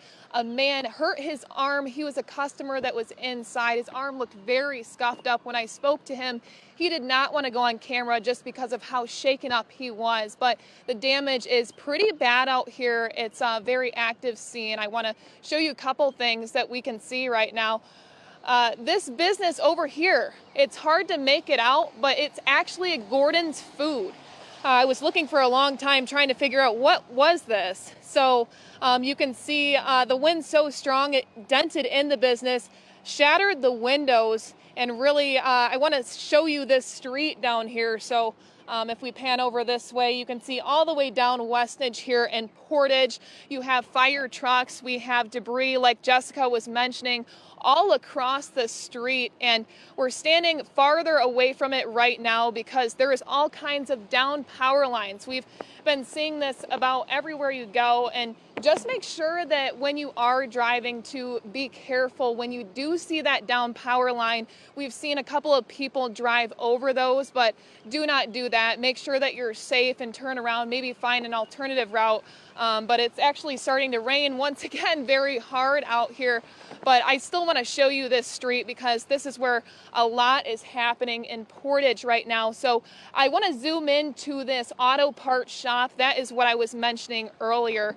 We know of a couple people that were injured, customers that were inside there, and you can see the windows have been busted out. Also, if we move aside to AutoZone, you can see if you look closely over there, windows have been busted out as well. And I was also going to show you, it's kind of hard for me to show you right now, but we've also seen street lights, a lot of street lights that have been down as well, which is just really crazy when you think about how powerful this storm really is. Let me see if I can show you if I walk over this way. Yeah, it's kind of hard to see, but yeah, this truck is kind of blocking it right now, but we do know that there have been street lights that are also collapsed as well. And signs, I mean, look at this right here. This is Garden Lane where we're standing at on Westnedge, and you can see those winds so strong that it even turned that sign, which I can't even imagine how strong those winds must be because that's very heavy. Now, we also know that in the neighborhoods over here, over this way, we know a lot of families have been hard hit as well. We actually spoke to some families. I spotted them. They had a couple of suitcases and they were actually walking down the road. So I stopped them and I said, "What's going on, folks?" They have lost power. They said that there have been roofs that have been completely ripped off their neighbor's home. They were about the least hit that I talked to, but they said their neighbors' houses were very, very damaged. And they're actually going to a relative's house tonight to stay with them. So that's been a common trend. We've been seeing a lot of people go to relatives' house to stay safe, and also they have power. You can see a fire truck right behind me here. So it's been very busy. Fire trucks, ambulances. I haven't heard of any other injuries to this point, but all kinds of debris down here. So a lot going on. We will continue to keep you posted as we find out more. I'll send it back to you. Autumn, thank you. To reiterate that we are hearing from the police chief in Kalamazoo, Public Safety Chief Dave Boyson, no injuries reported in the city. We know that there are some injuries in Portage. We've not confirmed the severity of those. We're hoping, of course, that they're minor. But this tornado warning remains in effect for Battle Creek. Battle Creek, you are under the gun right now. Yeah, areas in Calhoun County. It's now moving east of Battle Creek, but the good news is rotation has really become much more broad. So right now we don't have any confirmed reports of a tornado on the ground, but that tornado warning still continues for northern Calhoun County, especially if you're north of I-94 right now. That storm approaching I-69, that tornado warning is still in effect for the next 30 minutes until 8:30 So you want to make sure that you're still in your safe space. But the good news is we haven't had any reports of a tornado on the ground, and rotation is becoming much more broad, especially over the last about 5-10 minutes. Yeah, if you're along or north of I-94, then you probably should still be in your safe spot, as he said, if you're east of Battle Creek, all the way to I-69. And you know, remember, the last confirmed tornado that we had in West Michigan was on election night, by the way. Yes, it was. Back in February. And Yes, it was in that area that is east of I-69 and north of I-94. I've just received some photos from a viewer showing us that Ramona Roller Rink and Miniature Golf in Dowagiac, which is in Van Buren County, is on fire. Emergency crews are right there right now. Looking at the picture, flames are just coming out of the roof. There's people all over watching. This is a large fire. It looks like the building is completely destroyed. It's really an historic favorite place of many people. That's sad to hear. We also hearing reports that there are gas leaks at some of these buildings that were partially collapsed and or significantly damaged, and that there may be a further collapse of the structure as that happens. So don't believe that just because you see a building damaged that the worst has already happened. That thing could still come down. What remains of it? Speaking of collapse, you know, we're waiting to hear from Nate Brown, who is live at the FedEx facility. He was there just a few moments ago. He's trying to reach first responders to see, you know, how many folks were trapped inside. We're being told that there was at least 400 people in the building when the tornado hit. And now we're waiting to see how many people were trapped inside, if there are any injuries. And we'll be going back out to him live here momentarily as soon as we learn more information. I will say this, yeah. Jessica, we I are heard looking that I at can find these out for you. thunderstorms starting to slide off to the east. Go ahead, Colin. Yeah, so they just went ahead and dropped that tornado warning for Calhoun County. So that's some good news there. Rotation is really weakened. Okay. Once again, that tornado warning has now been canceled. And you know, as we look at reflectivity, I think if we can just go back to reflectivity here, I want to show you that most of these thunderstorms are now starting to exit the area. We do still have a severe thunderstorm warning. We still have some thunderstorms that are obviously popping up on a boundary that looks like from the east of Schoolcraft right on up to the east side of Kalamazoo. So there's still a severe thunderstorm warning for Calhoun County until 9 o'clock for the potential of winds of 60 miles per hour. It's radar indicated with 1-inch diameter hail, but it does look like this is finally starting to wind down. Remember, our tornado watch was in effect until 9 o'clock. And so I'm hopeful anyway that we can say goodbye to these storms over the next 30 minutes to an hour. We're not out of the woods yet, but hopefully things are winding down. It does look that way west of US 131, Andy. And we'll keep monitoring that, of course. For folks, I just got a phone call, guys, from Shannon Bagley. He is the police chief in Battle Creek, reporting no injuries, no significant damage. And we know Calhoun County remains under tornado warning, but in the city of Battle Creek, at least, that's good news. Just Kalamazoo, also no severe injuries or significant damage. Hopefully in the city of Kalamazoo, I should say, not the Hopefully we hear the same out of Portage. Yeah, but that's not going to be quite the same, probably. And also remember, we're still checking in, by the way, on St. Joe County and Branch County, because remember, we had that tornado emergency around Union City along US or M60, I should say, or M66, I should say.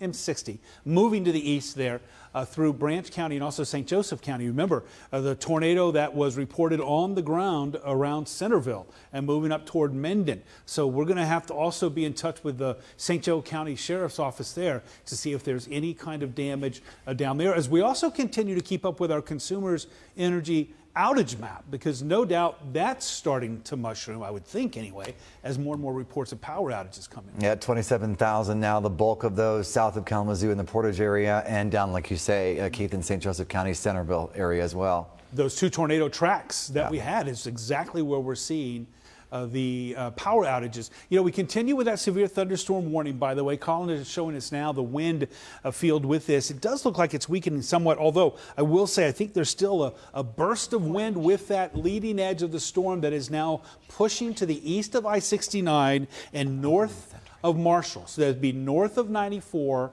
and east of I-69. I think there might be a little bit of a gust front, maybe a little bit of a shot of some strong winds coming in there. At least that's indicated here on radar, where there could be winds of 60 miles per hour or greater. And that's why that severe thunderstorm warning, by the way, continues for that part of West Michigan. That's Calhoun County, as we had it just a little bit earlier, that severe thunderstorm warning continuing for Calhoun County. Keith, thanks so much. Princess Jeanne Steverson right now is live in Portage tonight, showing us more damage. What are you seeing at this hour? Hello, Jessica. I actually just finished talking with the owner of the strip mall behind me on Portage that has been completely demolished. We're going to just walk a little closer and just go down the entire line and talk about what we see and what we've learned from the owner. This was a strip of 6 different buildings. We've got State Farm, we've got a local barber shop, we've got a pizza shop. And as you can see right now, of course, the insulation and all the wiring has just been completely torn. You'll even hear some chainsaws in the background. That's because just to our left, we've got some people trying to tear up some trees that have fallen down that have also just played a part in the complete demolition of this entire strip mall. When I spoke to the owner, which hopefully we can get back in contact with him, you can understand this is a very devastating time with him. He says he bought this building just 2 years ago, and he never imagined that a tornado would come through Portage and just completely rip all of him and his family's hard work, essentially just down to paper shreds and wall insulation. You'll see now, that's a bathroom. You'll see wall insulation everywhere. There's ripped metal and shredded pieces of wood. This whole area is completely just unrebuildable. And the store owner tells me that at this time, he's just trying to work with the insurance company to see what he can do next, because he does know one thing for sure, that he is going to have to potentially just demolish this entire area and rebuild from scratch. The good news out of this entire tragedy is he tells me that none of the people in these 6 buildings were here at the time of the tornado in Portage. So we are happy to report, according to the strip mall owner, that nobody was hurt as a result. Everybody's home safe and sound. But of course, when they get back to this area, not many good things to report on. But we're going to try to keep in touch with him and see what his next steps are, and just how the people who own these portions of the strip mall that he was having are doing, and what their next plans are as they try to rebuild these portions of their businesses. Now, we're going to come back in a while and try to take a look at the opposite side of this strip mall, where we see some people are starting to roll in as this area is becoming clear, and we've had first responders come through the area. They're trying to get through and trying to clear up a lot of the road where there's tons of downed trees, even some power lines as well. So if you come through this area of Portage, just please be aware and be patient with everyone as they're trying to clear the roads and make room. But for now, I'm reporting live in Portage. Princess Jeanne Steverson, News Channel 3. All right, Princess Jeanne Steverson reporting for us live near Oakland and Center. I did just speak with the St. Joseph County Sheriff. They had a tornado warning. They had a touchdown in Centerville. Nottawa Gas in Sturgis has collapsed. That's from the sheriff there just moments ago.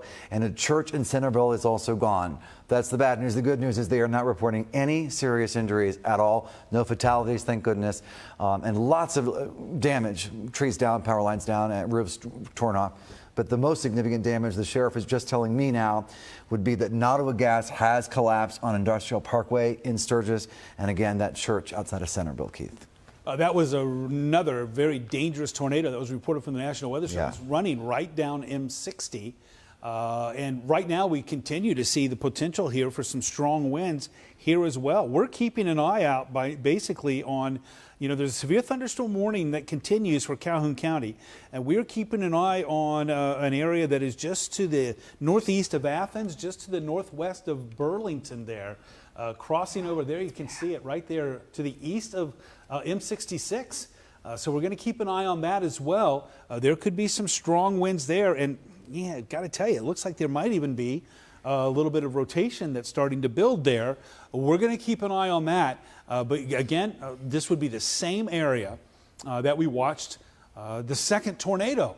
The one that, for example, did the damage there in Centerville, for example, moving along M60 and then eventually went just south of Athens, went right over Burlington, Clarendon, and now you can see the reflectivity doesn't make it look too impressive there to the east of M66, but Doppler radar on the velocity product does make it look like there might be something that is brewing there. So happy to hear, by the way, not happy to hear about some of that damage in St. Joe County. Oh, but it could have been so much worse. So much worse there. That was a very dangerous tornado down there. A lot of folks asking, is anything coming from the east at this point, or the south, or from the west, I should say? Are we pretty much? Right now, we're looking pretty good, especially east of US 131. We still have thunderstorms. I'm sorry, west of 131. West of 131, but you can see, as Colin has up right there, we still have 2 active warnings, really 1 active warning for our area. And that's in Calhoun County. And that's in Calhoun County there. The storms that you see south of 94 there, around Brady Township, Vicksburg,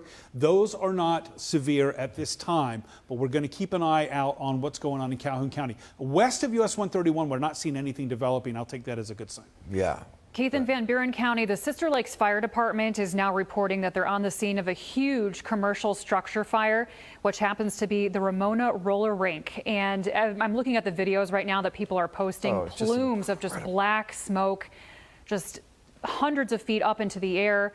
Several units, multiple crews are now responding. We don't know if anyone's been injured, but just flames are just shooting through the roof of this roller rink, which is historic, and it has a lot of meaning to a lot of folks in this area.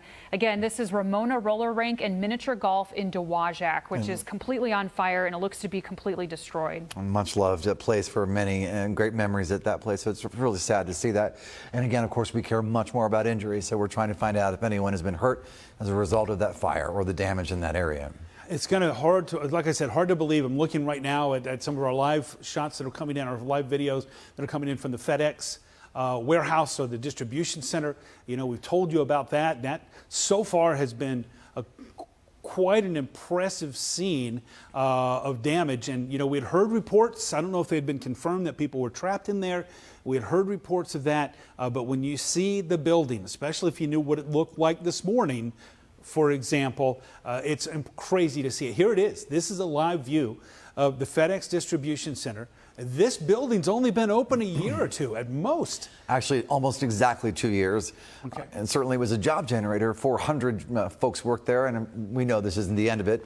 It'll be rebuilt, but what a setback. Very much so. As you see the damage there, also just a bit of a marker, a location marker. This is south of the airport and north of the Pfizer manufacturing center. So this damage was that close, by the way, to Pfizer's largest manufacturing center in North America, which is quite something as well. Could have been devastating if that had been damaged, yeah. I want to remind you that we continue with the severe thunderstorm warning there for Calhoun County. This now is for some strong storms. This is near Burlington. If you're near Burlington, that cell that's just to your north is actually pretty potent with some strong winds. Union City, you're seeing some of that action as well. Now, right now, not necessarily seeing anything that would denote any kind of tornado, but we're going to keep an eye on it. There could certainly be some strong winds. And just a reminder that the thunderstorm warning does continue for Calhoun County here, and that is going to be until, let me take a look at that and see if I can find it here. I have it right here, Keith. That continues until 9 p.m. 60-mile-per-hour wind gusts and also some quarter-sized hail possible with that storm in Calhoun County. All right, it looks like that we have Princess Jeanne Steverson right now live in Portage. She's been talking to folks who've just been cleaning up all of the damage that they've been seeing. Lots of businesses destroyed tonight. Very sad, tragic situation. Princess? Yeah, Jessica, and you know, when I talked to you guys just 10 minutes ago, I was telling you that we were going to take a look on the opposite side of this strip mall at some of the damage as people were rolling in. This is a local resident I ran into. Tell me your first and last name. Jake Longman. Okay, Jake, now you told me you came over here to help clean up. Tell me, what were you and your pals helping to do? Yeah, so we live right over by the Moores Golf Course, and we're trapped in. Cars can't go out anywhere from that neighborhood. And so we were just walking down. We heard there was some pretty bad damage over here, and we were just trying to help in any way we could. And what's some of the help you guys have been able to do? I mean, I see there's debris everywhere. Are you guys being careful? Yeah, power lines. You got to stay safe out there. And there's just a lot of debris with the trees and everything.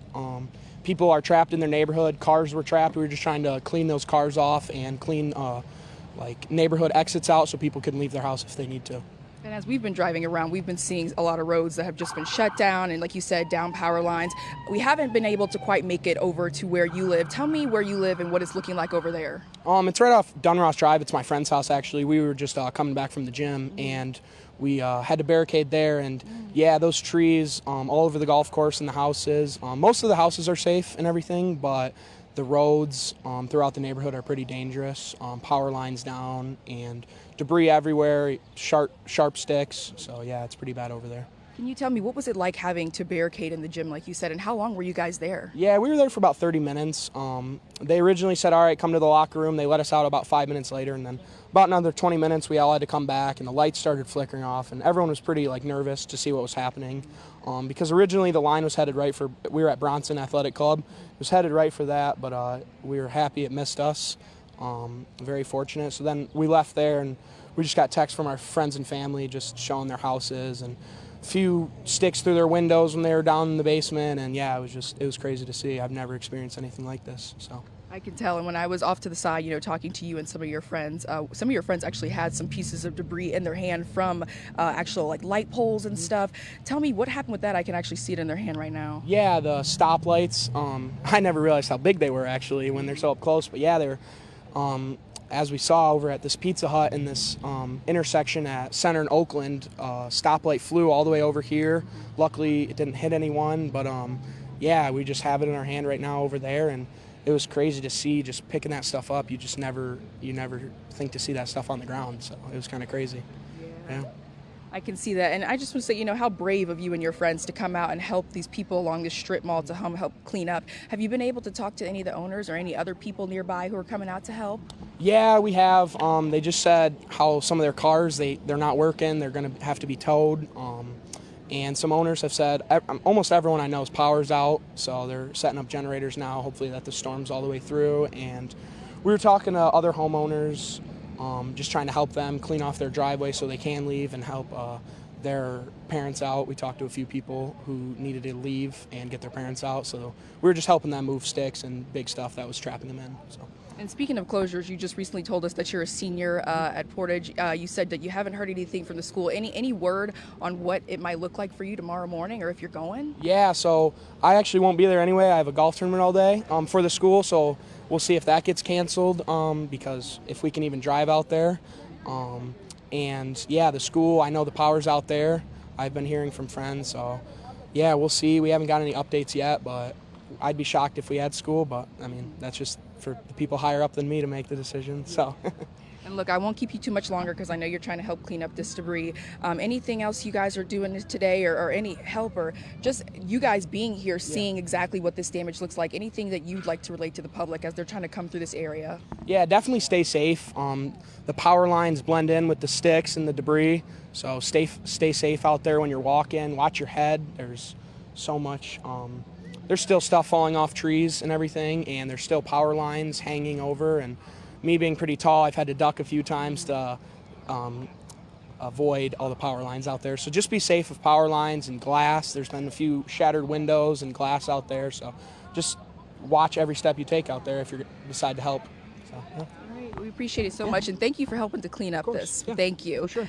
All right, guys, and you just heard it from him. Now we're just going to take a look. You've seen the back end of this strip mall. Let's walk over here. This is the Pizza Hut I told you guys about earlier that the owner told me about. You'll see the door is open. You can just take a little peek inside of what it looks like in there.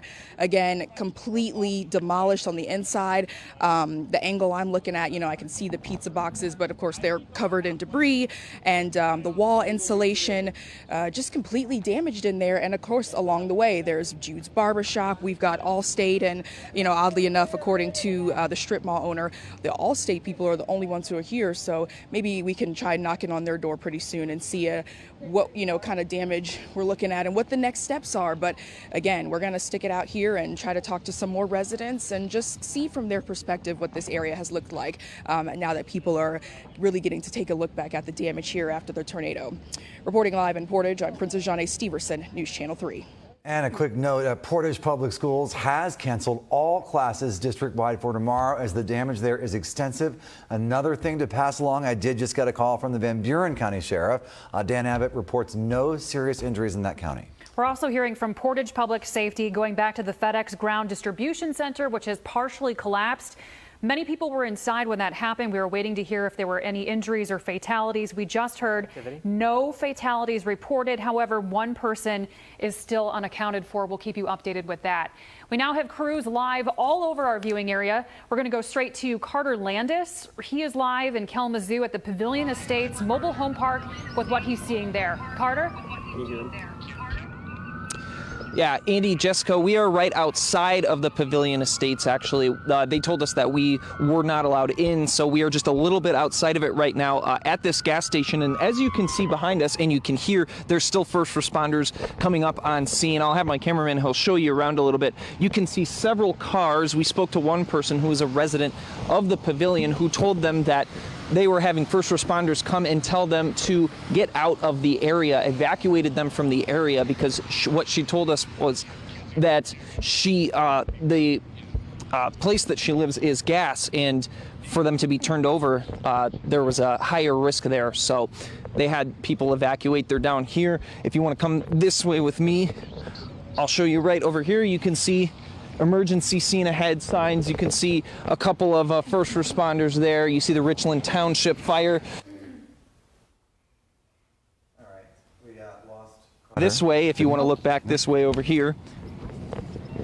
If you want to look back over this way, we've got some people there stopping traffic. Some people are parked over at this building over here as well. And looking along this side over here, you can just see there are several people who are away from the area. What we've heard about this situation, we heard from the Kalamazoo County Sheriff's Office in regards to Pavilion Estates. Apparently there are roofs flipped over, roofs are torn off, there are full homes flipped over. And if you look down back this way where the Pavilion Estates actually is, you'll look down this way, you'll see several more first responders. They're directing traffic down there, and you can kind of actually smell that gas in the air down here. Now, in terms of the weather right now, it's fairly clear. The rain and the wind have subsided around this area, but as you can see, still a couple of dark clouds, and it started to head in another direction. So far, that's the damage that we've seen around this area. I will throw it back to you guys in the studio. All right, Carter Landis live for us in Portage, showing us some of that devastation there. Just a reminder, this is the last of the warnings that we have right now. It's a severe thunderstorm warning. This is for Calhoun County. And as we look at the reflectivity here, we're not really seeing necessarily anything. Look, the warning means that there could be radar indicated winds of 60 miles per hour. There could be some hail. Again, it looks like right around Clarendon Township down there along M66, where there could be some of the stronger winds there near Homer as well. But again, this is the last of the warnings that we have. And I think if Colin can show us the reflectivity, this goes until 9 o'clock. On the bigger picture here, then you'll be able to see as well that once we get these storms out of here, I think things will finally start to get a little bit quieter for us as well, as the bigger picture will show you that most of these storms have now moved to the east of US 131 and also have moved to the east as well as of Kalamazoo County. You can see here stretching it out. We're talking about Albion there at about 829, then moving into Spring Arbor and Jackson County. Let's get the wide view of reflectivity and show you what the big picture looks like now as we get out wide here and show you the storms that are now starting to leave the area. There we go.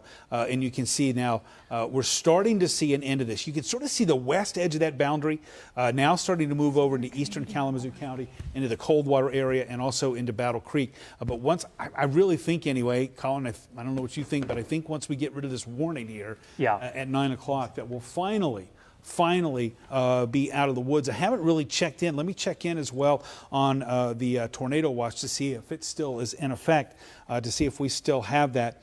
And it is still in effect, by the way. And so we do have some video. Okay, we do have some video of the tornado, and there it is.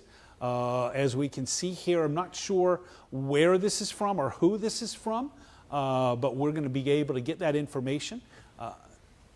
This is chime in video here. Chime in video here. Oh my goodness, look at that, Colin, Andy and Jess. That's a very well-formed funnel fire, isn't it? Yeah. That is very well formed there. You know, around here lately anyway, we don't see them as plainly often like this, but that is definitely there.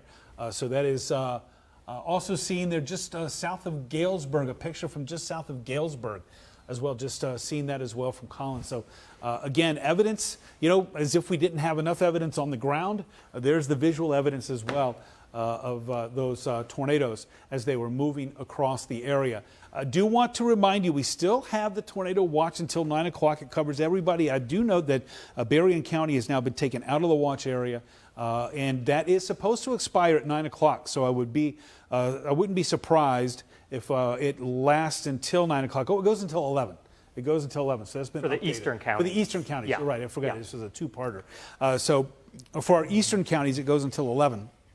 And that warning right now goes until 9 o'clock this evening. That's for Calhoun County. And we appreciate the photos and videos that you're sending in, like the tornado that we just saw there. Please do that and be safe if you're taking photos. And remember again that all law enforcement is advising you not to go anywhere if you don't have to tonight, because it really is impassable in some areas with trees down, power lines down, and unsecure buildings that have been damaged and are now unstable. That's right. Stay home, stay safe, and check on your loved ones. For sure. Also, another reminder as well, we'll continue to keep you up to speed if any other warnings are posted, because again, we do continue to see that watch until 9 o'clock tonight. You can see some of the photos that we have there right now.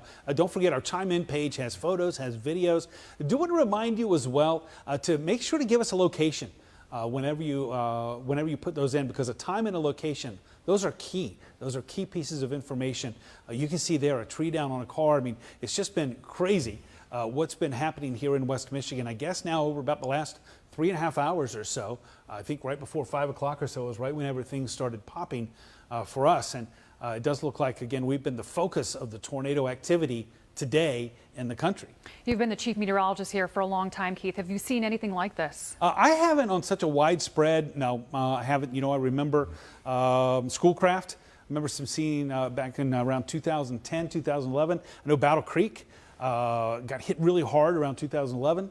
The summer, a couple of, I know a lot of trees down, for example, near the airport in the Lakeview neighborhood. I haven't. What's unique about it is the simultaneous tornadoes too. So many coming from different directions at the same time. Yeah, exactly. Which I've not seen much of either. And the damage, you know, again, we're focusing right now, or showing you a lot of Portage and Kalamazoo. But as Andy found out from the St. Joe County Sheriff, there's damage down in Centerville. You know, with, I think you said a church that's gone. There sure is. A church has been leveled in Centerville that has collapsed. I'm trying to find out the name of it, and we'll let you know as soon as we do. And again, Nottawa Gas in Sturgis has gone. And I wouldn't be surprised. It has collapsed from what we hear from the sheriff. I wouldn't be surprised if we haven't heard of everything yet when we're talking about in St. Joe County, maybe Northern Branch County, Homer, Union City, some names that some cities that we named, some towns that we named quite a bit. Of course, we haven't been able out here to be as in touch with our social media accounts. There might be some folks who are already posting some information, but right now trying to keep you up to speed with the weather means that we haven't been able to check in on some of those reports. Some encouraging news as well. Sorry, Colin, from Consumers Energy. A lot of the restoration estimates are now in, and they're overnight. 2-3 hours from now, sometimes 5 or 6 hours, but it isn't anything days like we've seen before sometimes in storm damage situations. And where we had that tornado earlier pass through areas like Teconcha and Homer, that's the area right now that's dealing with a severe thunderstorm moving through. And it looks like winds are kind of picking up. So expect gusty winds. We could have some hail in and around Teconcha, now moving east towards Homer. So just keep that in mind. We still have an active severe thunderstorm warning. So if you're trying to get started with some storm cleanup, you'll want to delay that right now. Get to a sturdy structure. We have lightning, gusty winds, and heavy rain falling in that area. Also, too, just a reminder, we've been told by Portage Public Safety no fatalities were reported. This was at the FedEx Ground Distribution Center, where up to 400 people could have been in the building at the time of the tornado. We're being told by police no fatalities reported. One person, though, still unaccounted for. We're also following the major fire that's happening at Ramona Roller Rink, which is in Dowagiac. We received photos from our viewers just showing the entire building on fire. In terms of significant damage elsewhere, of course, Portage and Center, Portage and Southwest Nidge, or Center and Southwest Nidge, strip malls just leveled and lots of buildings gone, and now gas leaks. And of course, those buildings and structures are unstable. So that's the area that you'll really want to avoid if you can. Also because you know that the crews, if they're giving us an overnight opportunity or an overnight estimate for getting those getting the power back on, that means that they're going to be working hard to put poles back up, put lines back up. Again, just another reason to stay home. Sheriff Fuller, Kalamazoo County Sheriff Fuller earlier today was telling Andy, you know, the best thing that you can do to help out the first responders is to stay home. Great advice. Great advice. See some more pictures coming in right there. Another tree down. It looks like on a house there. We continue to monitor. By the way, the severe thunderstorm warning for Calhoun County is still in effect, but now the northern portion of that warning has been shaved off. What Colin's showing you right now, again, it looks like, if anything, maybe a little something cooking near Homer and Clarendon along M66. As that pushes off to the east, it eventually looks like it's going to be moving into Jackson County, which would be moving out of our area. But again, we're going to continue watching that. And I believe anyway, hopefully, knock on wood, that'll be the last of the severe threats that we have. As we look here at the wider view, you can see where we still have thunderstorms. Now, like Andy said, if you hear lightning, if you see lightning rather, and hear thunder, you need to be inside.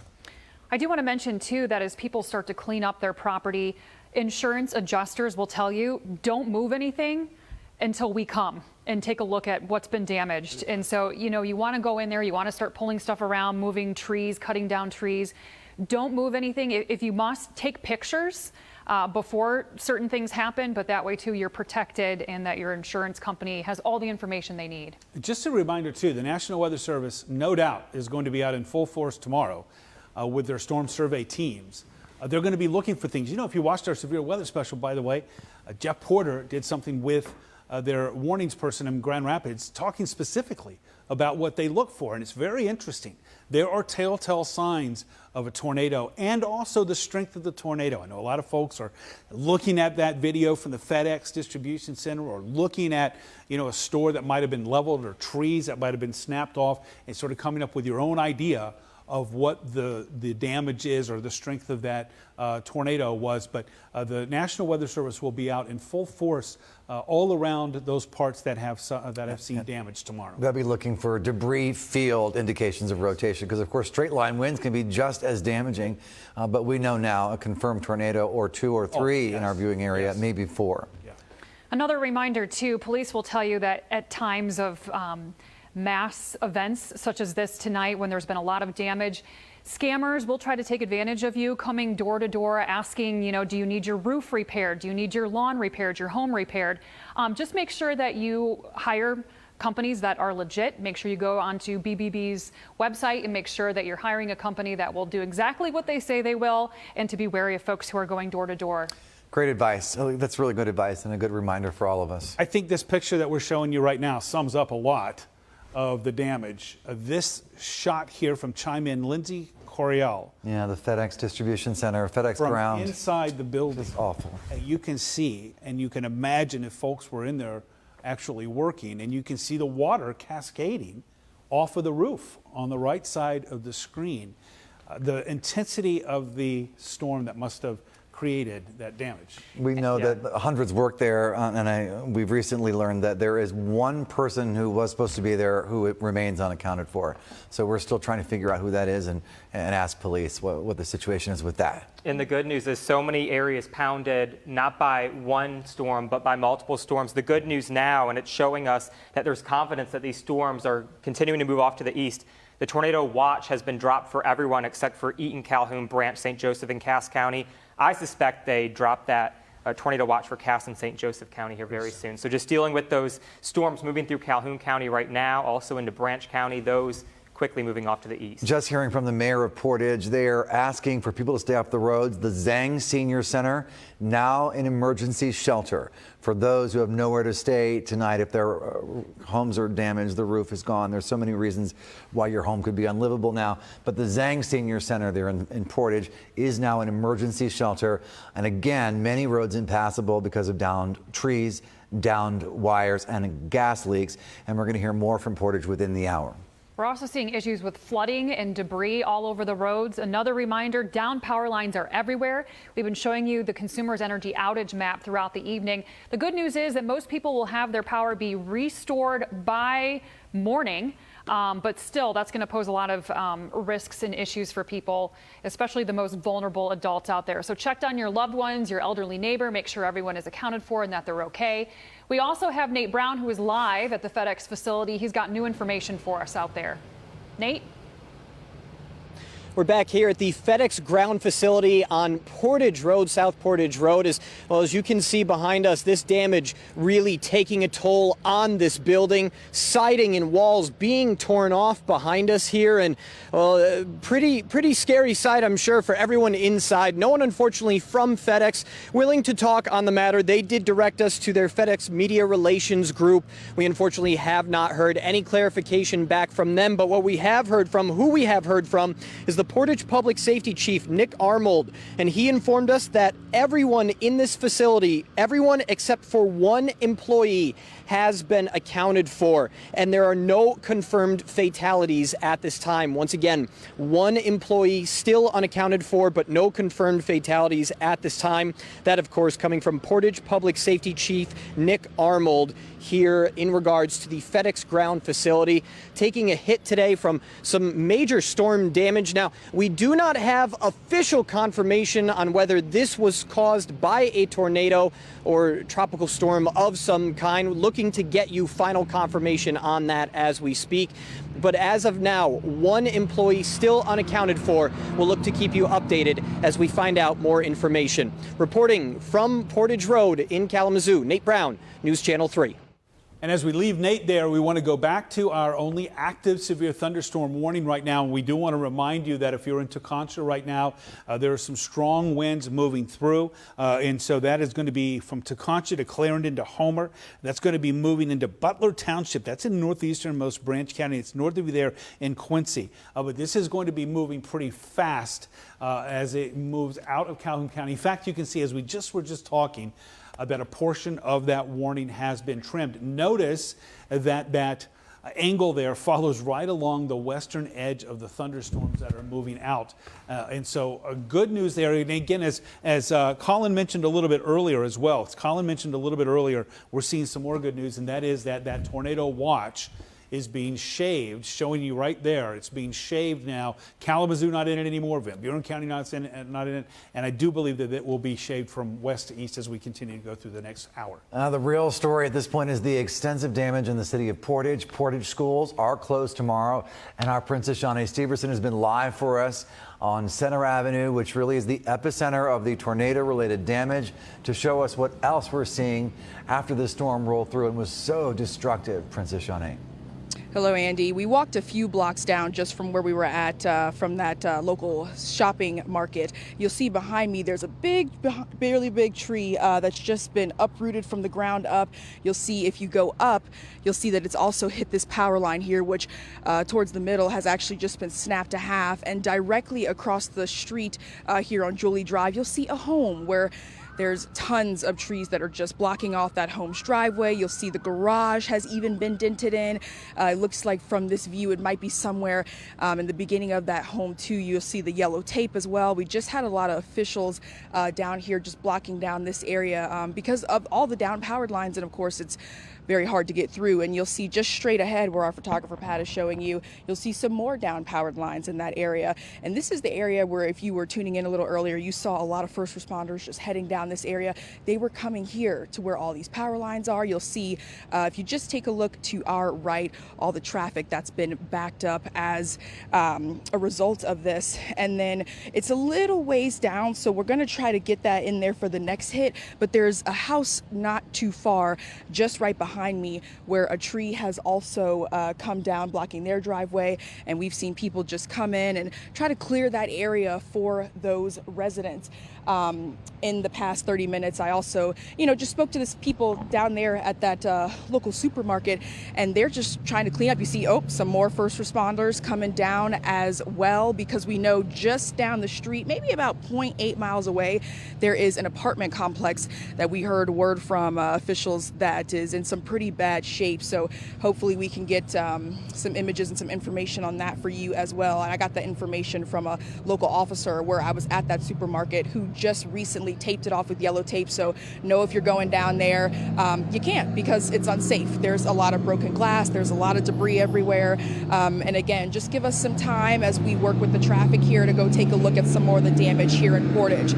For now, I'm live in Portage. Princess Shawnee Steverson, News Channel 3.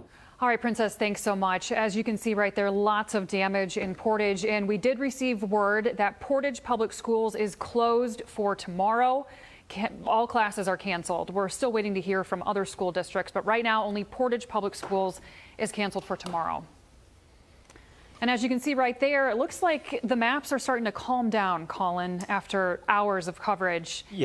Yeah, certainly. We still have a severe thunderstorm warning until 9 p.m. for southeastern Calhoun County. This continues to push east into Jackson County. And once this expires, it looks like we're going to really be settling down. Right now, the only storms we have in the entire area are over Branch County right now, and it's producing a non-severe thunderstorm right now, moving over Coldwater, but still some heavy rain, some lightning, and that severe thunderstorm warning continues once again until 9 p.m. for southeastern Calhoun County. That's where we're seeing some stronger winds. We could have winds upwards of 60 miles per hour, and also quarter-sized hail can't be ruled out with that storm as it continues to push off into Jackson. And keep us mentioning radar indicated and observed tornadoes confirmed by the National Weather Service, and investigators will be here probably for the next couple of days to look at the debris field and the damage and determine what did happen and how strong those tornadoes were. I think there's so much for them to go over. Yeah. This isn't just one that was on the ground for 100 yards or 200 yards. Oh, yeah. And multiple touchdowns possible as well. Even going back to all the way back into Dowagiac. I wonder if that fire was related to that you talked about at that Ramona skate rink. So is it too soon to tell how many tornadoes there were, or is it just 2 tornadoes that touched down and had a path of destruction miles wide? Well, I think there was at least 2 or 3 that had been visually confirmed. A couple of them, remember, St. Joe County, Branch County, and then Van Buren County into Kalamazoo County as well. I know there was 1 or 2 radar indicated ones in southern Branch County. There could have been several, but that remains to be seen. Some of them, too, we had reports of on the ground. They would lift. They were on the ground again as they continue to trek off to the north and the east. So here's a video right now showing like what looks to be This was the tornado that our viewer caught and sent to chime in that we saw a few minutes ago and are looking at it again. Very well-defined funnel. And thanks, by the way, to the viewers for providing all that information for sure, because that helps tell the story immensely. I'm looking too at the live look over your shoulder, Keith, of downtown Battle Creek, downtown Kalamazoo. The sun is now out. Yeah.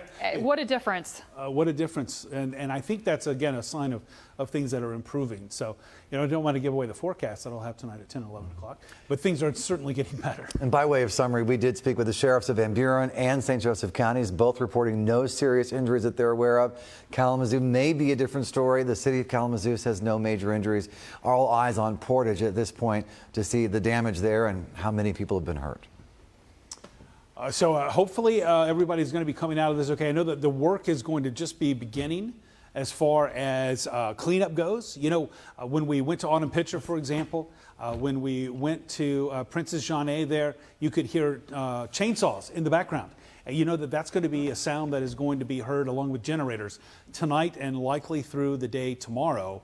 As we continue to now move into the news phase of this, which is going to be the cleanup that is going on. And of course, to see if there's any kind of casualty number or any kind of reports of anybody who was hurt by this. We continue to hope for the best anyway, but that's what our news reporters are obviously working on right now. What about the threat of continued storms throughout the evening? Are we in the clear? We still have that severe thunderstorm warning for southeastern Calhoun County. We still have some non-severe thunderstorm warnings for Branch County. But after that, once these start to push east, I don't anticipate any more storms forming. So that's the good news there. I think that, confidence is increasing that this event is winding down because the National Weather Service has dropped or has canceled that tornado watch for most of our viewing area. Eaton, Calhoun, Branch, St. Joseph, Cass counties are now the only counties still under that tornado watch. And I assume that once these storms push east, over the next 30 minutes or so, that they'll go ahead and drop those counties as well. So our event certainly winding down over the next 20, 30 minutes. And certainly if you're west of 131, and we're seeing sunshine right now over our Kalamazoo camera. So that's some good news there. As the storm threat dissipates, though, of course, the real work begins. Now there's so much damage. First responders are out looking for people who may be injured and looking for dangerous situations to get the public out of.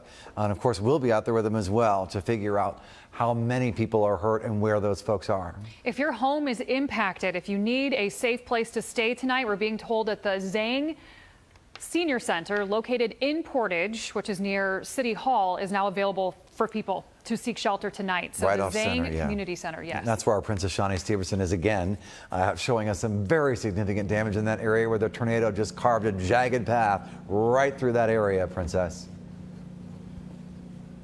That's right, Andy. And, about 10 minutes ago, I told you all we were going to head down to the strip mall, but then I came alongside this lovely woman. Please tell me your first and last name. Hi, my name is Ruby Cagney-Kurzik. Okay, Ruby, I just saw you, you came along. You told me you live in this neighborhood, and I saw you earlier when I was coming down from the strip mall about half a block that way. But I didn't stop you because I heard you yell out and say our whole neighborhood has been ruined. I know after speaking with you just now that your house, thankfully, is okay, but it's not the same for your neighbors in the area. Can you tell me what it's like for them and just from what you've seen? Oh, our neighborhood is totally devastated, especially down the strip mall, down by Pizza Hut and stuff is pretty much gone now.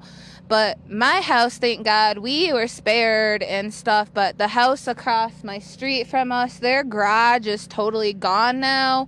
They're missing part of their roof. The house kitty corner from us has trees on top of it. My neighbor's house around the corner is almost completely destroyed.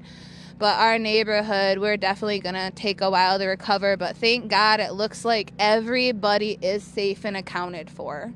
So that's the good news of it. Yes, ma'am, and that's what I'm seeing right now. And you mentioned the garage. I mean, I almost asked you what garage because I didn't see it until I saw the garage door right there. And then you can see where it's just been completely actually just torn down from the side. We can see the insulation up top. I see your neighbors right there across the street. Have you been able to talk to anyone in your neighborhood so far? Yes, we've been able to touch base with basically almost all our immediate neighbors around us, the ones across the street here, and Jerry over here across from the corner from us, along with Rick and stuff further down the road from us, that they all have stormage damage and everything to the house, but they are all okay along with their pets and their kids and everybody and their families. So that's the good news. And speaking of family, I was just talking with you and your brother, and you said you guys actually had plans not too long to get rid of these trees that have now come down in your neighborhood. Tell me, when did this happen, and what was it like for you inside when you heard, I'm sure, a loud crash? Oh my gosh. Okay, so the last thing I literally remember is the warnings. The warning came through, and thank goodness we had about 10 minutes time to gather up pets and get to the basement. But once the actual winds came and hit the neighborhood, they hit full force and they hit fast and they hit hard. And it just sounded like, they always say that tornadoes and stuff sound like a freight train just barreling down on your house. And that's exactly what it felt like. My brother and I were both home. My father was at work, and our ears just popped and the house just started literally just shaking. And our ears popped, and I just had time to just let out just a scream of like, what the? Sorry, my language, but just screaming like, what the? And just had enough time for that. And as soon as I got the scream out, the last thing that I saw is we have just little itty bitty windows of our basement that are just big enough, to just look out of. And the last thing that I saw was a giant oak tree from my backyard just going literally sideways, horizontally across my yard. And then just give us a second for those of you watching at home. We're just going to walk straight forward with the homeowner and just take a look at some of the damage. Although her house has not been touched, we definitely see all of these down power lines and trees. Look right there for me. Look at all those wires that are just intertwined in that tree right there.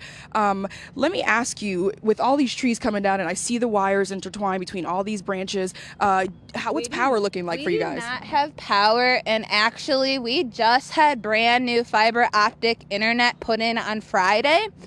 And if you look at the side of our house over there, you can see where the box was ripped off the side of the house that had the internet wires. And our internet wires are now ripped out and have been destroyed. So our brand new internet that has only been installed about 3 days is no longer installed. Right, and then let's just take one more further walk this way. We talked about earlier how these fallen trees missed your house right here by practically an eyelash of just ripping off the front exterior. This right here is my bedroom. So this window right here is my bedroom. So as you see, it just missed my bedroom by just literally inches. And the back of our house and stuff is much worse around here. And if we come around the back of the house, we have just crazy storm damage back here. And just 1 second, I'm going to give our photographer, Pat, just a moment to catch up with us, just because we do have some branches all around this backyard. We want to make sure he's okay and doesn't trip over anything. Give us 1 second as we follow you. All right. Huge oak tree back here that is probably the width of 2 or 3 people that has just completely came down. Okay, all right. And oh my goodness, look at just another down tree right here. Oh, one right in front of us. And then another one right over here and a third one. Oh. That used to be a giant pine tree standing right at the end of our driveway along next to that other one that's still standing. But as you see, it's totally down now, so okay, quite the destruction. Our neighbor's trampling that from about 4 houses down that way. And now you see it's in our backyard. Yes, and I know that, you and your family are trying to get things together, so I won't hold you too much longer. I just want to ask you one more question. On our way down here, we did see a lot of officials roping off the area, coming down here. Have they said anything to you about when you all can look for these trees to kind of be out of the way? They haven't really told us much yet. They did tell us that as of right now, all the power lines in the area are still apparently live. So they told us, do not go near power lines, do not go outside, like as much as we can, stay inside, stay safe, stay away from the lines. But they haven't really gave us a time frame or anything yet. Okay, well, I appreciate you so much taking the time out of your day to speak with us. And we just hope that all this gets cleared up. And we're so thankful that you and your family are okay despite the damage surrounding your home. Thank you so much. Thank you. Have a great day. Yeah, you guys stay safe too, because this is just insanity out here right now. We plan to. Thank you so much. Thank you. Thank you. And, just forgive us for the noise. You guys can hear them just over there, just trying to cut down some trees. As you just saw, 3 of them, huge trees, have just come down. But we're going to take a small break and just keep looking at all the damage and come back to you all when we can. In the meantime, we're going to toss it over to our very own Autumn Pitcher, who is also in Portage. Yes, we are at the Campbell Auto Supply Shop in Portage, where the damage has been very awful here. This shop has been hit the hardest that we've seen so far, and I actually just spoke to the owner. He says that he's owned the shop for about 30 years now, and he is just devastated. I want to step aside so I can give you a look at what the damage is looking like. You can see windows all busted out of this shop, and he said that he's had some coworkers, friends and family come. You can see a man over here in his orange shirt. He's been cleaning up, brushing some of that debris and also glass. And he says that they're just really trying to figure out where to go from here. It's hard to know where to start, what to do. But this man, I want to mention that he was actually inside the shop when this storm came through, and he was terrified for his life. He says that he could feel the store shaking and even parts coming down on top of him. Now, there was also a customer that was inside as well. The customer was hurt. He scraped up his arm. I mentioned this earlier, but he is going to be okay, just really shaken up. And that's really the message of what it's looking like out here in Portage. All kinds of folks, families just trying to pick up and figure out exactly what to do from here. Now, I also want to move aside again to show you some of this damage over here. We can see all kinds of down power lines down Westnedge here in Portage, and we're trying to stay away from those, and we want to warn you to stay away from those if you are in the area. We have lots of folks that are walking around. Be careful. It's sometimes hard to spot, what I've noticed so far, when you are walking around, so be very careful if you have to get outside your home. Now, I do want to show you that also you can see crews working, busy at work. They have been real troopers in this effort for this restoration of power. We know several families out here have lost their power as well. A neighborhood just to the side of us, all kinds of roofs have been torn off their homes, and families just terrified and just really shaken up. Now, I also want to move aside. We have the down power lines, but on the other side of Westnedge here in Portage, I was trying to make this out, and this shop was actually a pet store. So you can see owners outside right now. We We had a fire rescue crew. I do not know if anyone is inside there right now, but windows busted out, signs torn off. And again, that debris is all scattered across the roads here. So we've been talking to several folks and just trying to make sure they're okay. Everyone seems to be doing okay, but there is so much cleanup that has to be done. So again, we will keep you updated and posted with the very latest as we find out more. I'll send it back to you for now. Autumn, thank you. We remain very concerned about the one person unaccounted for in this collapse or partial collapse of the FedEx ground facility in Portage. I just heard from the undersheriff, no change, that person remains unaccounted for. Everyone else who is in the building is all right. There are some very minor injuries, but nothing serious. The big consideration now is that unaccounted person. Well, the good news also in this, as far as the weather is concerned, is that there are no more warnings. The warning was canceled. That had been in effect for Calhoun County. We are watching the thunderstorms move out. As you look at some of the photographs right there, thanks again to our folks for helping to share. Remember, only get photos if it's safe, and stay out of the way of folks who are trying to do help, and also stay away from those power lines. One last look at the radar if we can, just to show you what it looks like here. Those thunderstorms are moving out, and also the last look at our watches here. Notice that's been shaved as well. We only have 2 of our counties in the watch right now. That's until 11. That's Calhoun County and Branch County. Eden County is included in it as well. But as these storms move off to the east, this is good news, because I think really now the weather threat is over. I'll breathe a sigh of relief at this point that there's not another threat imminent. Right. Nothing else coming. And I do have an update from Ramona Roller Rink, which we followed earlier in the day. It was on fire, and it looks like the owners have posted to Facebook, please don't call or message us right now. We're trying to sort out everything and see where to go from here, but the whole family is stressed beyond measure. This was our life. We don't know where to go. We're just in shock. It also seems, too, that their cat, Nugget, has disappeared from the building, and the family is now asking the community, if you've seen Nugget the cat, please let them know. He's probably scared and confused. All right, the Zhang Senior Center, also in Portage, now an emergency shelter for anyone who might have lost their home. We know that there are several people whose houses are unlivable. We just got a photo in from a viewer of a mobile home in Pavilion Estates that was flipped over and thrown off of its base. So this is obviously a serious situation in that area. As we've been showing you the damage to the commercial structures, let's remember as well, lots of residential damage, making homes unlivable, guys, after these tornadoes that tore through, and the Zhang Senior Center is a place to go. One more thing to remind again, I think Carter, when he was out there at Pavilion Estates, also said that there was some evidence of some roofs being taken off of some of those as well. So I think it'll be interesting to hear what might have happened there, and hopefully nobody hurt there.